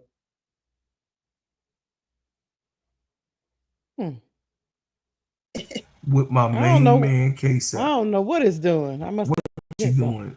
I don't know. Keep going. So, the other thing we want to do. Damn, Keisha, what is the hell is you doing? I don't know what I'm doing. I got it. Okay. I hit a So button. go ahead and run the underdog fantasies. We got to pay bills. Look, we about to get up out of here. Look. Oh shit. NJ lover. What the hell? NJ lover. Pay bills. Let's go, Keisha. That food had me throwing me on. Hold on. Underdog fantasies is the best way to do play-by-play fantasy sports. Let me tell you about the simplest way to get in some WNBA, NBA action. Find players, pick higher or lower, and win some extra cash. Pick between 2 to 5 players to fill out your pick'em entry. Get every pick right and win some much-needed cash. Use promo code CLUBCK and receive up to $1,000 in bonus cash. Now that it's football time, follow Player Club with Clark and Keisha as I, Duval, share my picks. Pick your player, choose your amount, win money. Make picks, win cash. Thanks, Underdog Fantasy, for the partnership with us. And thank you for using promo codes CLUBCK on Underdog Fantasy. Okay. All right. Yes. All right, So- minions, we getting out of here. So Pretty Tony and ADP and Miss D, on behalf of the brothers, we really appreciate y'all. I so appreciate much. y'all coming up here Thank for you. sure. In the I middle of the appreciate night, you, Keisha. you know what, Miss I do. I appreciate you guys. D. So pretty, Tony. DP. I see y'all.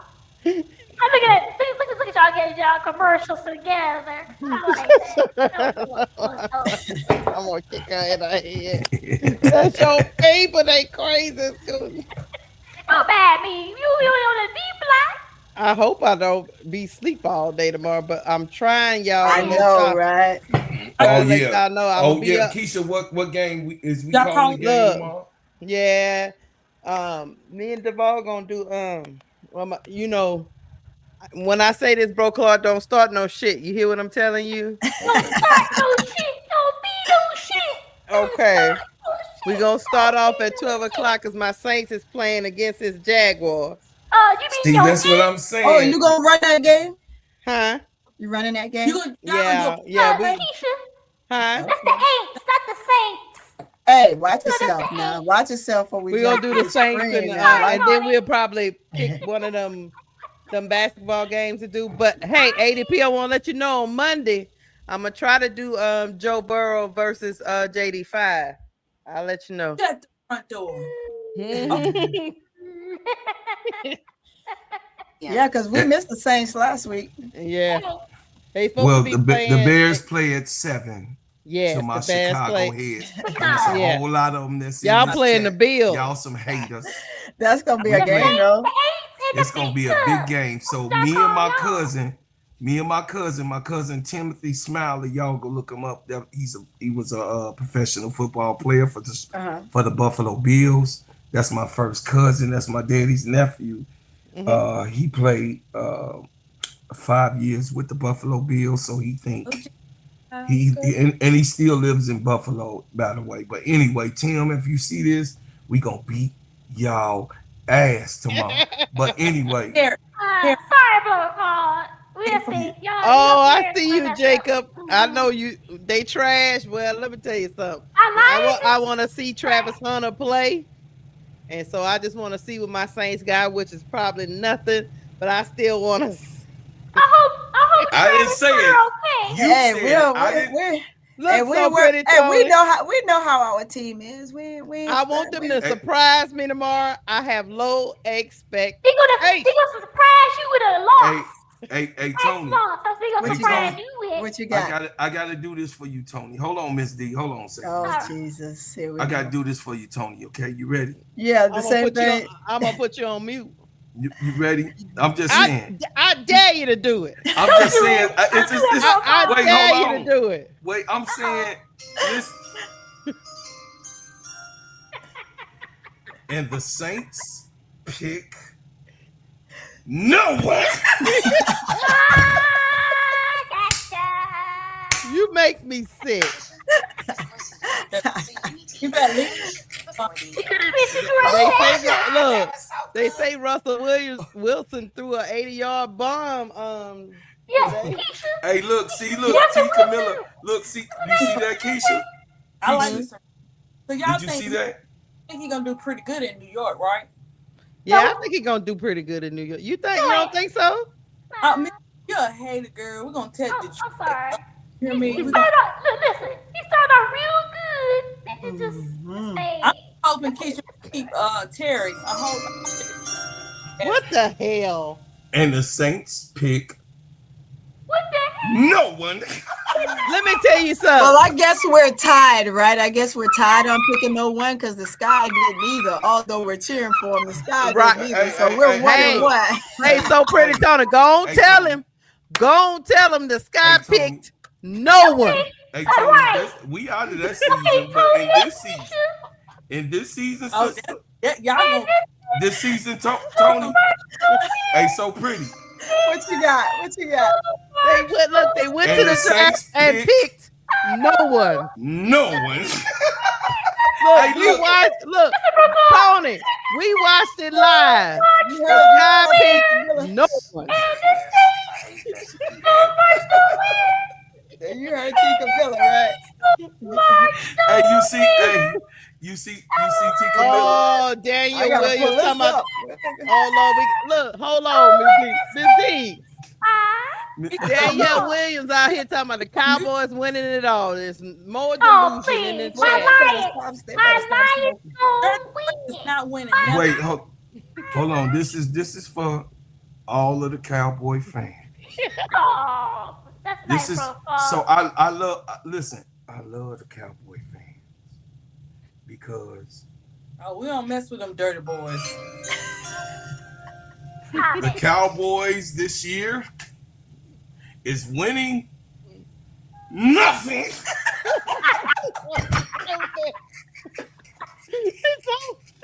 Oh my God! Hey, no, seriously, y'all. Seriously, the Saints can't say that they have won in somebody's lifetime. Well, I can't say you're right. You know, the Saints can say that they won in the 2000s. We did. The Saints can really say that, but the Cowboys 30 years. 32. 32 years. I'm just saying it's been a while. It's a difference. No, wait a minute. It's longer than they ain't won since the 90s, right? 90s. 96. Okay, damn. so what I will say, I know you will come back and say the Bears ain't won since '85, but we've been relevant. I used to love that team. But we've been relevant to lose. We know that we were losers. We knew. Detroit knew. I know. Look, y'all made the Super Bowl in 2007, right? So yeah, y'all did make the Super Bowl. I'm gonna go live on TikTok while y'all doing that. Oh, you will? Yeah, I'm gonna have my iPad up and I'm gonna go live and I'm gonna have y'all stuff run. Oh, cool! Because I'm gonna put that's cool. I'm going live. Oh man, I appreciate it. I'm gonna have it run with the TikTok. Jaguars and the Saints, and I'm gonna sit up there and talk shit, and hopefully I don't crash out. It's okay. Okay, hold on, Keisha. Okay, do the Saints. Did you call her Keisha? I said Keisha. I didn't say Keisha. Stop drinking that stuff. Oh, see, here go Tony. No. Hey, she do gotta get away. What you say, Miss D? No, I said, do the Saints play the Lions? We could call that game. I haven't looked at the schedule yet. I mean, it ain't. Let me go see. Y'all ass. Sorry. We're gonna get our butt whooped either way. I know. No, I'm just saying. We might shock some people. We're gonna win something. We're gonna win something. You know why? I ain't you know why your team gonna lose? Tony trying to keep face. Tony, don't keep facing that shit. Tony. We gonna win something. Tony. We ain't gonna lose. You know why y'all losing? Y'all gonna win the Gatorade. Oh, bro, Claude. All right. Listen. We play your Bears on October 19th. I know that. And they don't be mad when you gonna get crushed. No, I doubt it. But listen, you know why? Because y'all didn't get secure. I just listen. Hey, you look. When it comes to the Bears, we got a quarterback But y'all got finally in got- 40 years. Yeah. He says in 40 years. In 40 years. and the Saints quarterback is Y'all had a good Right, quarterback. Bro, Claude, your When the quarterback should have last been time Jaden. y'all had a good quarterback, bro, I know. Claude? Jaden Daniels should have been your quarterback. I'm Jaden just Daniels. saying. I'm I'm glad. just saying. No, he shouldn't have. Listen, He right place. I'm Yes, just they You saying. just saying what? 40? How long has it been since y'all had a good quarterback, bro, Look, Claude? ADP. How long, bro, Claude? He's going to get that chip. We done had a quarterback. Tell me before how long, bro, Claude? It's been 40 years. We had a quarterback. No, you haven't. No, you wasn't. The last good quarterback was McMahon. That's the last decent quarterback. No, well, guys, if you want to, y'all sleep. That's what we get for staying up here. See, Look, the ball left. You still here messing with all these women. Last good quarterback was no, you were when man is. Oh, wait a minute. Jacob Perot said, you talking about Mitch Trubisky? Jacob, I know you ain't talking about no Mitch Trubisky, my dude. Please stop that, y'all. If y'all really want to get Bro Clyde to crash out, you remember last year when we played them and Caleb thought that they won the game and he was hyped up on the sideline, and then when he saw the last minute. And Jaden, I said Aiden. Excuse me, ADP. Did nobody ask your quiet ass to talk first? The second thing is his name was Justin Fields, and he did start the winning from the losing debacle because it was dysfunctional. He was so good that y'all got rid of him, huh? Justin Fields. It was Justin Fields. Right now, when he come back, he gonna make a whole bunch of people, including the Bears, eat crow. Exactly. Why ain't people? We're gonna see about that one. Because we knew we had Caleb Williams coming. So what you talk about? Claude is over here and we knew doing we what was some gonna of them take the Clarkies Detroit be Lions doing. offensive He line. engaging in revisionist history. Hey, look. Hey, look. Hey, check it out. Bro Clyde got bear, honey. Hey, Miss D. Guess what? Yes. For your offensive line, for your offense. Okay. Miss D, for your Detroit Lions offense to score. We got the best offense. Detroit has He a hater. Detroit is pretty good. Exactly. We better than y'all. Yeah, they better than y'all, bro. Claude. Hey, didn't we get y'all offensive coordinator? I don't Didn't know. y'all I lose don't know both who y'all y'all be coordinators? getting. I don't know. Y'all be swapping people out there in that code. Who knows what y'all got? Hey, Sister Tony, they're gonna be calling. Look, they're gonna be calling fourth quarter Jacob plays. Perot said, Keisha, we Chicago fans, let us be delusional. Y'all, you right about that? You are definitely right about being delusional. Hey, look. Miss D, hey Tony, Miss D just mad that they got a coach that called last minute plays in the fourth down. Now he hating on Detroit, D-Town. Detroit won nothing. Didn't they go to the NFC Championship game, Miss D, last year? Yeah, they Hey, Miss D. ADP, don't even say it. We lost. Thank you. We lost. It's all good. Yeah. It's all good. It's all good. ADP, didn't I tell you your quiet ass to shut up? Stop it. Stop it. That's okay. See, that was rude. That was rude. Caleb, come around, hey, listen. I end up being Jalen like Daniels is a good player. He is a good player. Yeah. But Washington didn't win. Oh, Washington ain't won in my lifetime. God damn. Bro, Claude. So we gonna see y'all working on like 40-something years, bro. Exactly. Hey, and guess what? Y'all should have had Jaden and not Caleb. Oh no, we got the right one. We got the wrong one. We gonna find out. We got the right one. We gonna find out this season. You just saw last season. He was all right. I He like was the Jaden. most. First of all, with Jaden is 68 sacks, with 68 sacks. What's wrong Jaden with would have got record? sacked.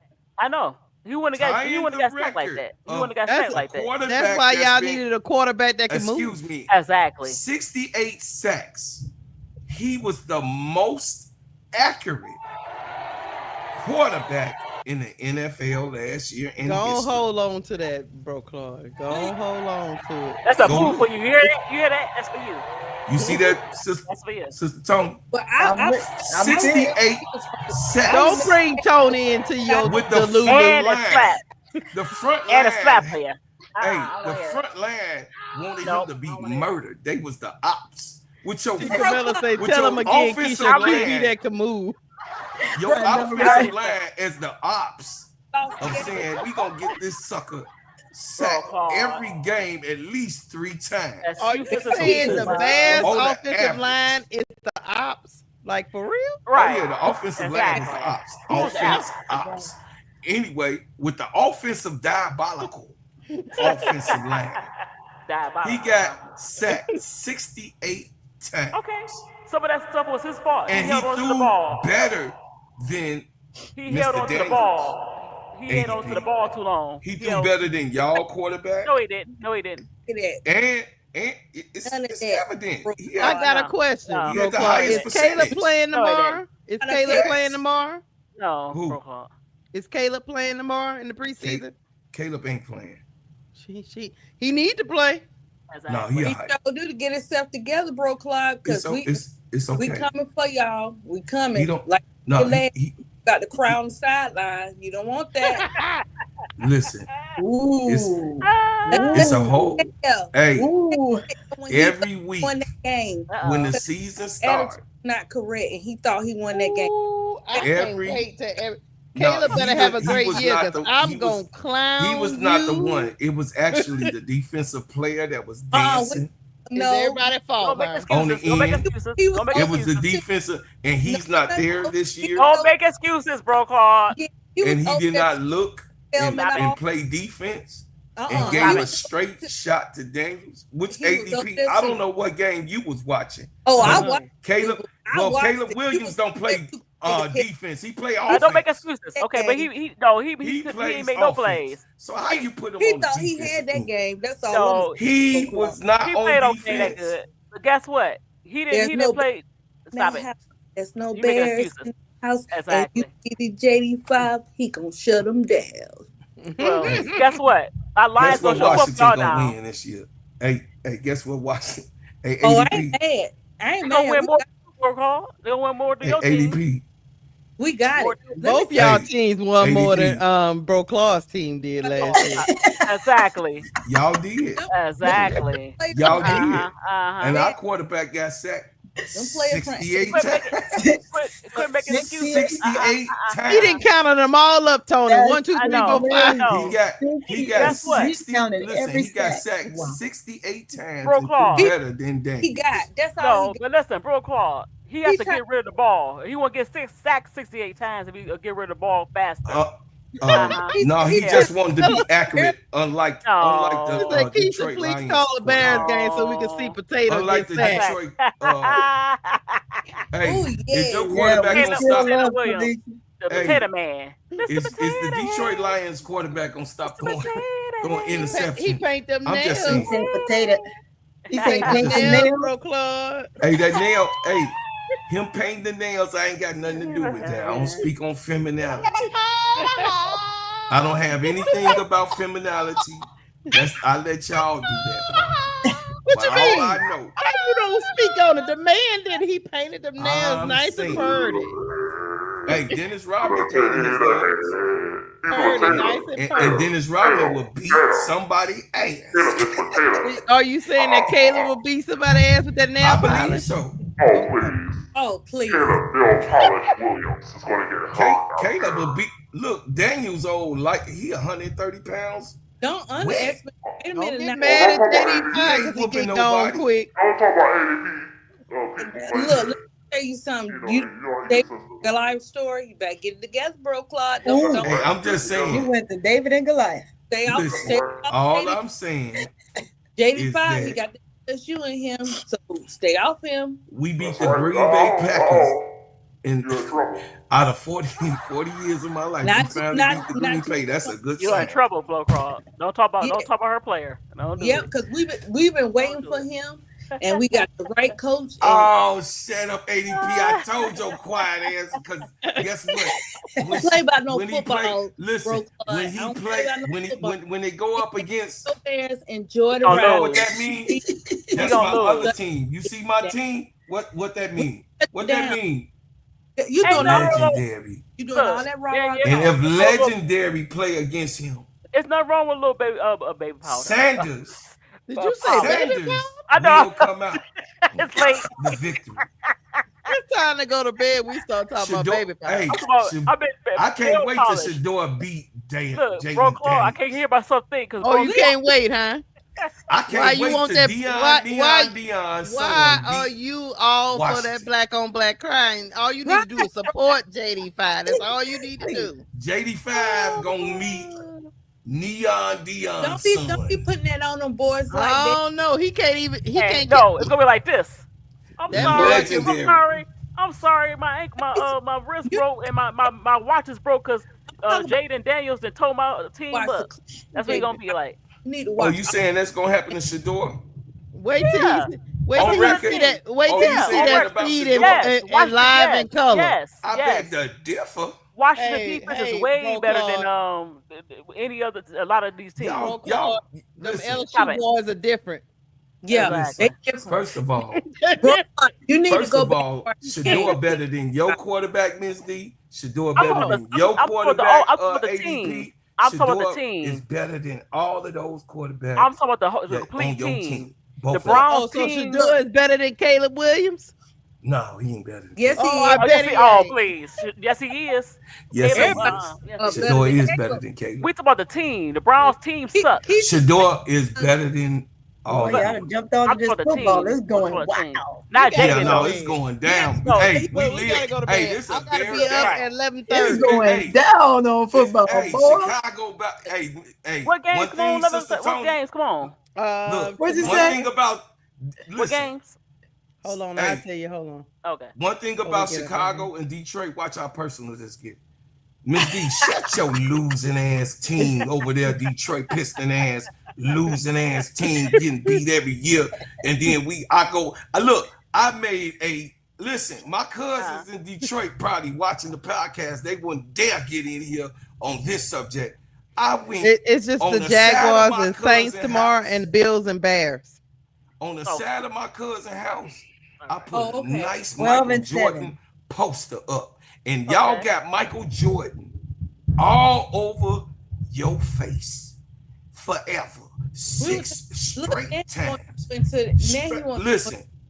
Now he went back to the 90s again. All I'm saying, they can't win. Detroit can't win nothing. Bro Claude, guess who taught him how to win? Detroit. Y'all ain't even got no basketball. Ain't nobody taught him nothing. Yes, he did. Ain't nobody beat him down. Jeffrey was a winner coming. No, they beat him down. He and was then he had to get in the weight room. They league. Beat him down. The bad boys. Michael Jeffrey Jordan was like Angel Reese. He was a winner coming in. No, the Pistons beat him down, and then he started getting the weight room. I just told you. No, did you watch? He was a watch these games? winner. Jacob Barrow say JD5 has a juju problem. We good. Taught him how to win the pros. Stop it. What? No, his mama. Look, his mama had no team. He didn't have a team. Oh, don't he didn't get a team until 1990. They make a cute couple though. I do. No, they do. Miss D. Mm-hmm. They didn't have a team until 1998. No, y'all had a team. Listen, y'all had a team. Yeah, I thought and they y'all was was getting cute y'all together, ass whooped by Magic Johnson and Larry Bird. What about 91? 91 when the finally came through. What about 91? Miss D and Bro Claude. All right, y'all. It is 3:26 in the morning. Hey, look. And it looked like this conversation can go on for another 5 hours. I'm just saying that weak ass Detroit Piston ass. You got to understand, Bro Claude. You got to understand, Bro Claude don't like Detroit, New York. He don't like none of y'all. Hey, ADP. You better stop Jaden Daniels from going around about the White House. You know what be happening around back of the White House, right? Look, my God. I thought Daniels was over there. First of all, over there with them Jamaicans. They take care of that. He better stop hanging out with them Jamaicans. I know that's what he's doing. Before they give you a P test, they're gonna give him a P test. He's gonna be in trouble. Messing around in DC with that go-go music going on over there. All that go-go music. You know what I'm saying, Sister Tony? From my generation, you already know. You done put it out there, so now they really gonna P-test the man. God. That's why Jaden Daniels' mama be by his side every 5 minutes. He gonna need her. He gonna right. need No, he don't. No, he don't. His mama don't play that shit.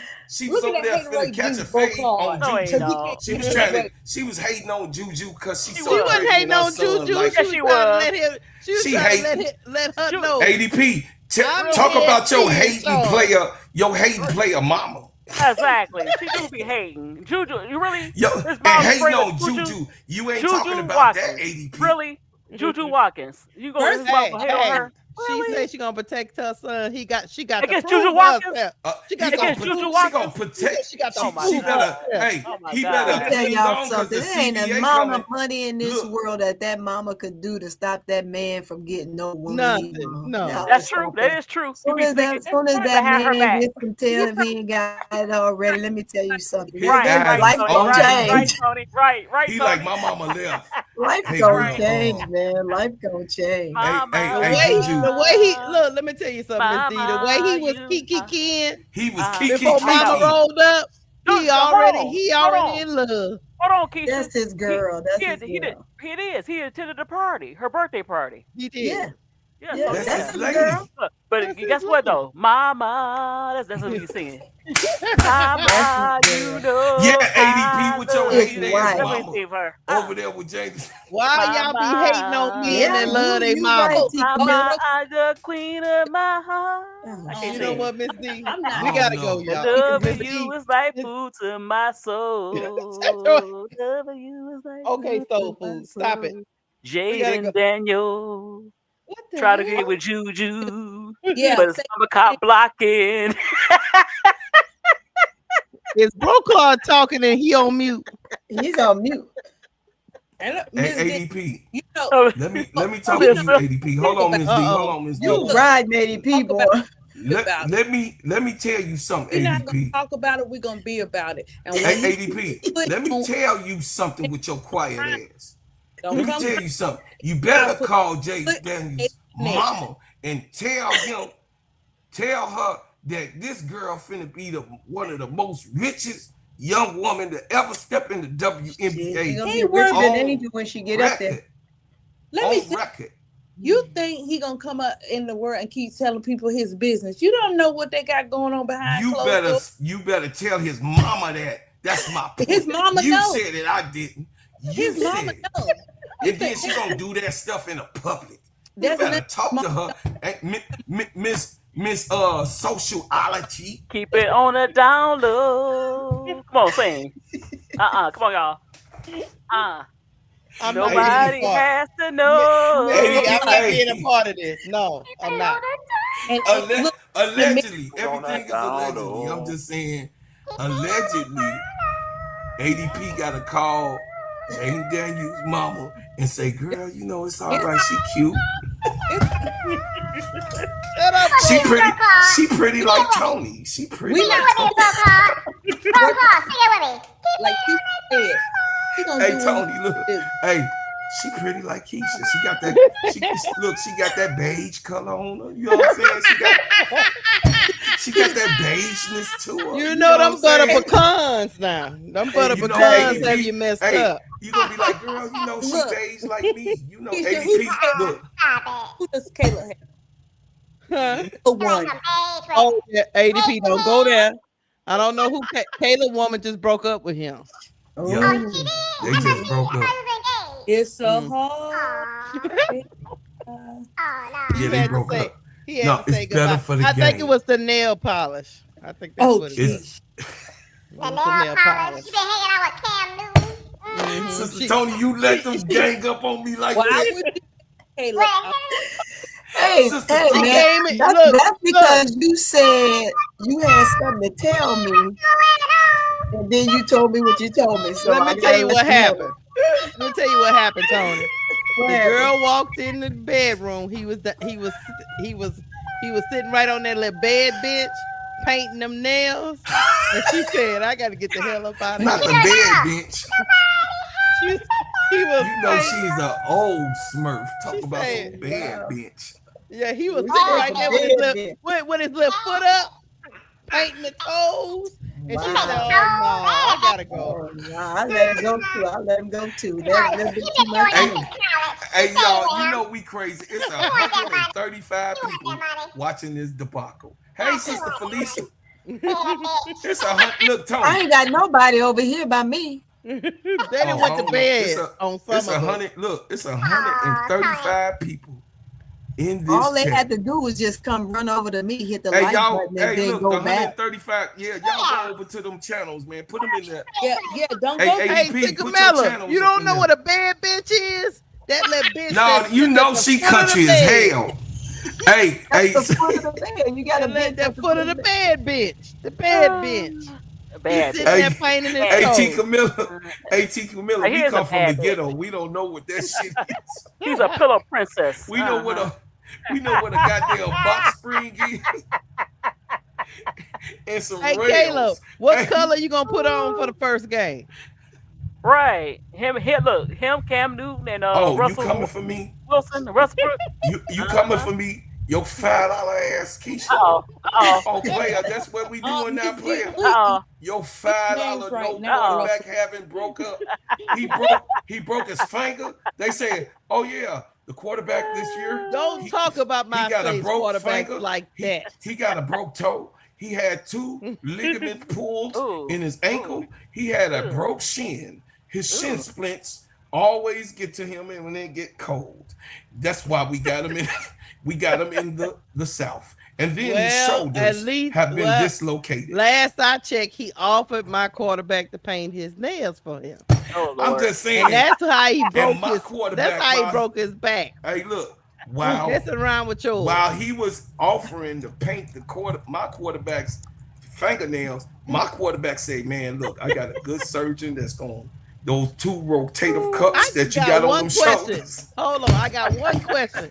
You need a bionic rotative cup. You go to the game, and you go down there to the field, and you about to get a autograph signed by Caitlin. I ain't going close to nobody painting their nails. And then he reach out his hand to you to shake it. No, ain't nobody. And you see them nails.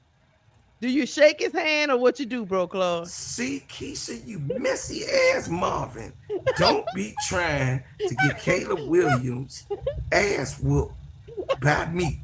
That ain't gonna happen. I'm not gonna come to none of the games. His hand to you to no, ain't shake nobody like reaching out. Ain't no man reaching no hand out to me.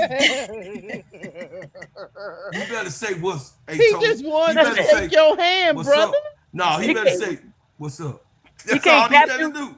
Bro, Corey, he can't even dap you up. We can't dap you up. No. We don't do that in Chicago. Right. We don't do that in Chicago. We carry guns. Hey, I'm gonna tell you this. I feel you. I feel you on there, brother Clark. Because I'm gonna tell you, when I was playing basketball, when I was overseas, I found out what was on my team. I said, Don't pat me on my hands. Don't. Hey, watch your hands. Good play. High five. Hey, Tony. He gonna strike. He gonna strike 5 from $5 ass bro Claude right there on that sideline. Hey, Sister Tony. What's that? Hey, y'all. Listen, panel. Keisha, look, I played in Catholic League, right? I was in Catholic high school, right? I went to Catholic grammar school, but high school is another level. My uncle. Remember I told you the Black Panther? My uncle said, "Now I'm gonna tell you something." I said, "What, Unc?" He said, "Now listen, you going to high school and you going around them white folks, right?" I said, "Yes, sir." He said, "I'ma just tell you this. Them people, they don't know how to keep their hands to themselves." So I was like, "Huh? What you talking about? He said, don't let no priest or no player pat you on your ass. And he had me scared for 4 years of my lifetime for not one of them people to ever touch my behind. I ain't lying. It was personal. They like, man, what's wrong with Dewey? They went to the coach. They was like, Lanier got a bad attitude. And I was like, the coach pulled me in the office. This is a true story. You say, Claude, what seems to be the problem? You know, the player said that you got that you this freshman year. I can remember like yesterday. I say, hey man, my uncle told me don't let no man touch your behind.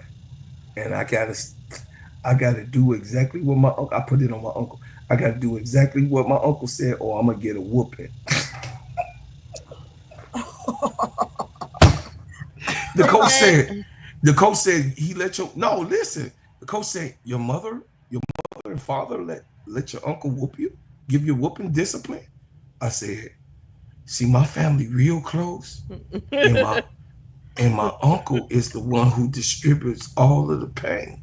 So I'm just saying, you know, I live in the ghetto. Everybody here live, you know, in their good homes and their houses in the suburbs or whatever. But I gotta go home in K-Town, and he lived with us. And I started crying. He said, okay. I started, because he gonna really, I was faking, but they gonna really, he gonna beat me up. And then he said, okay, all right, Claude, I need to speak to your father. He called my daddy.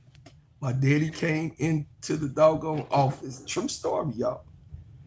He said, Mr. Lanier, my dad was like, you know, my dad 1930, so he ain't really talk. He just mean mug people. He say, yeah, coach, what do you need? He said, Mr. Lanier, I just wanted to know who does the discipline in your house.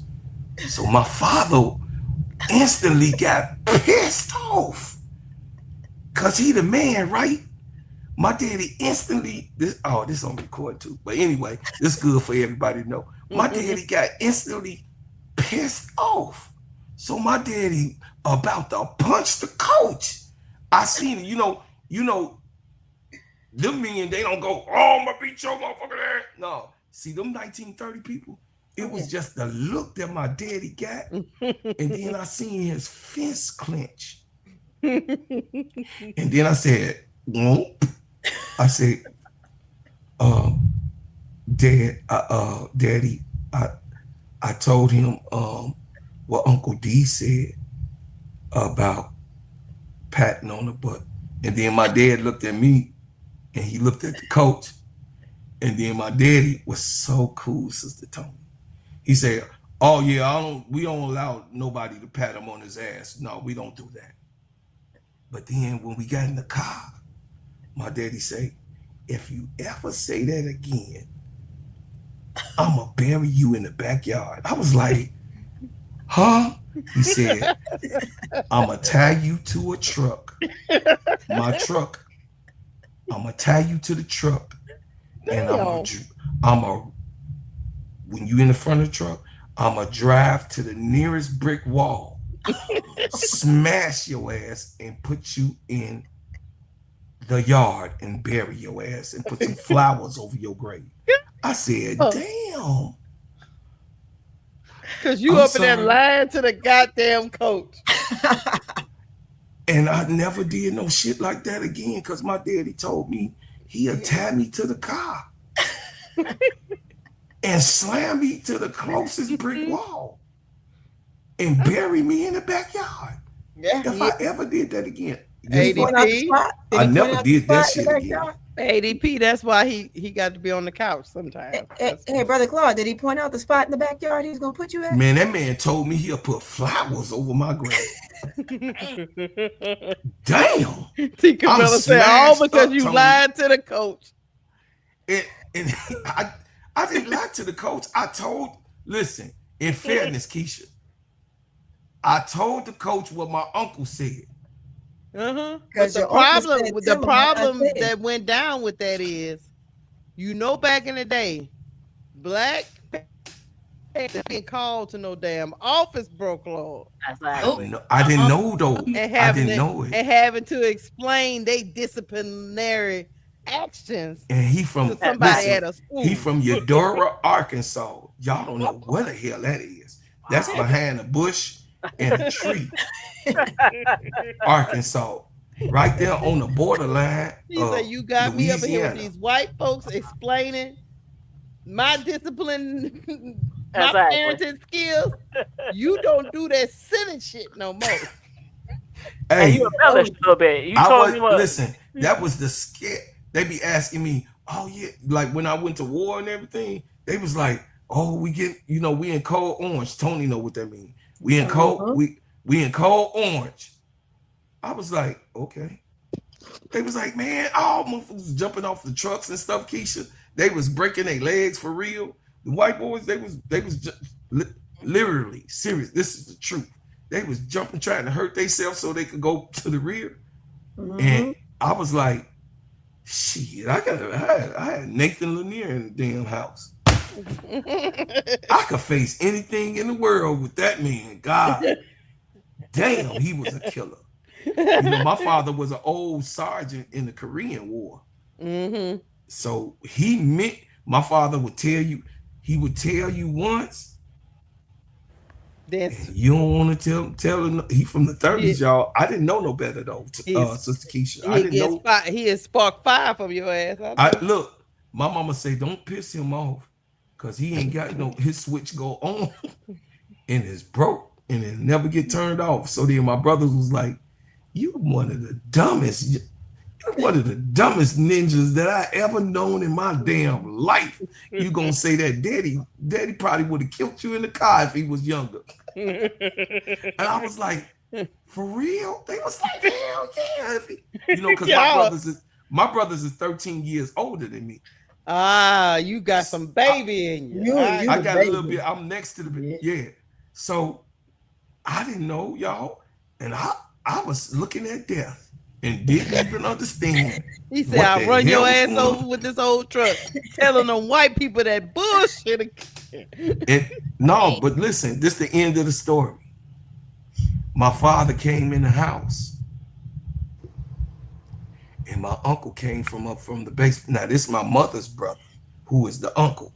So it's not even his brother, okay, for his blood is concerned. So Keisha already, and Tony, y'all know the South man with that. So it's my mama's brother, who is the uncle, that told me don't let that happen. And when my uncle came up, now my uncle was born in 53. My daddy was born in 30. So when my uncle came upstairs, I thought my daddy was my uncle daddy. Cause when he came to the kitchen, and I ain't never seen my uncle at all buck.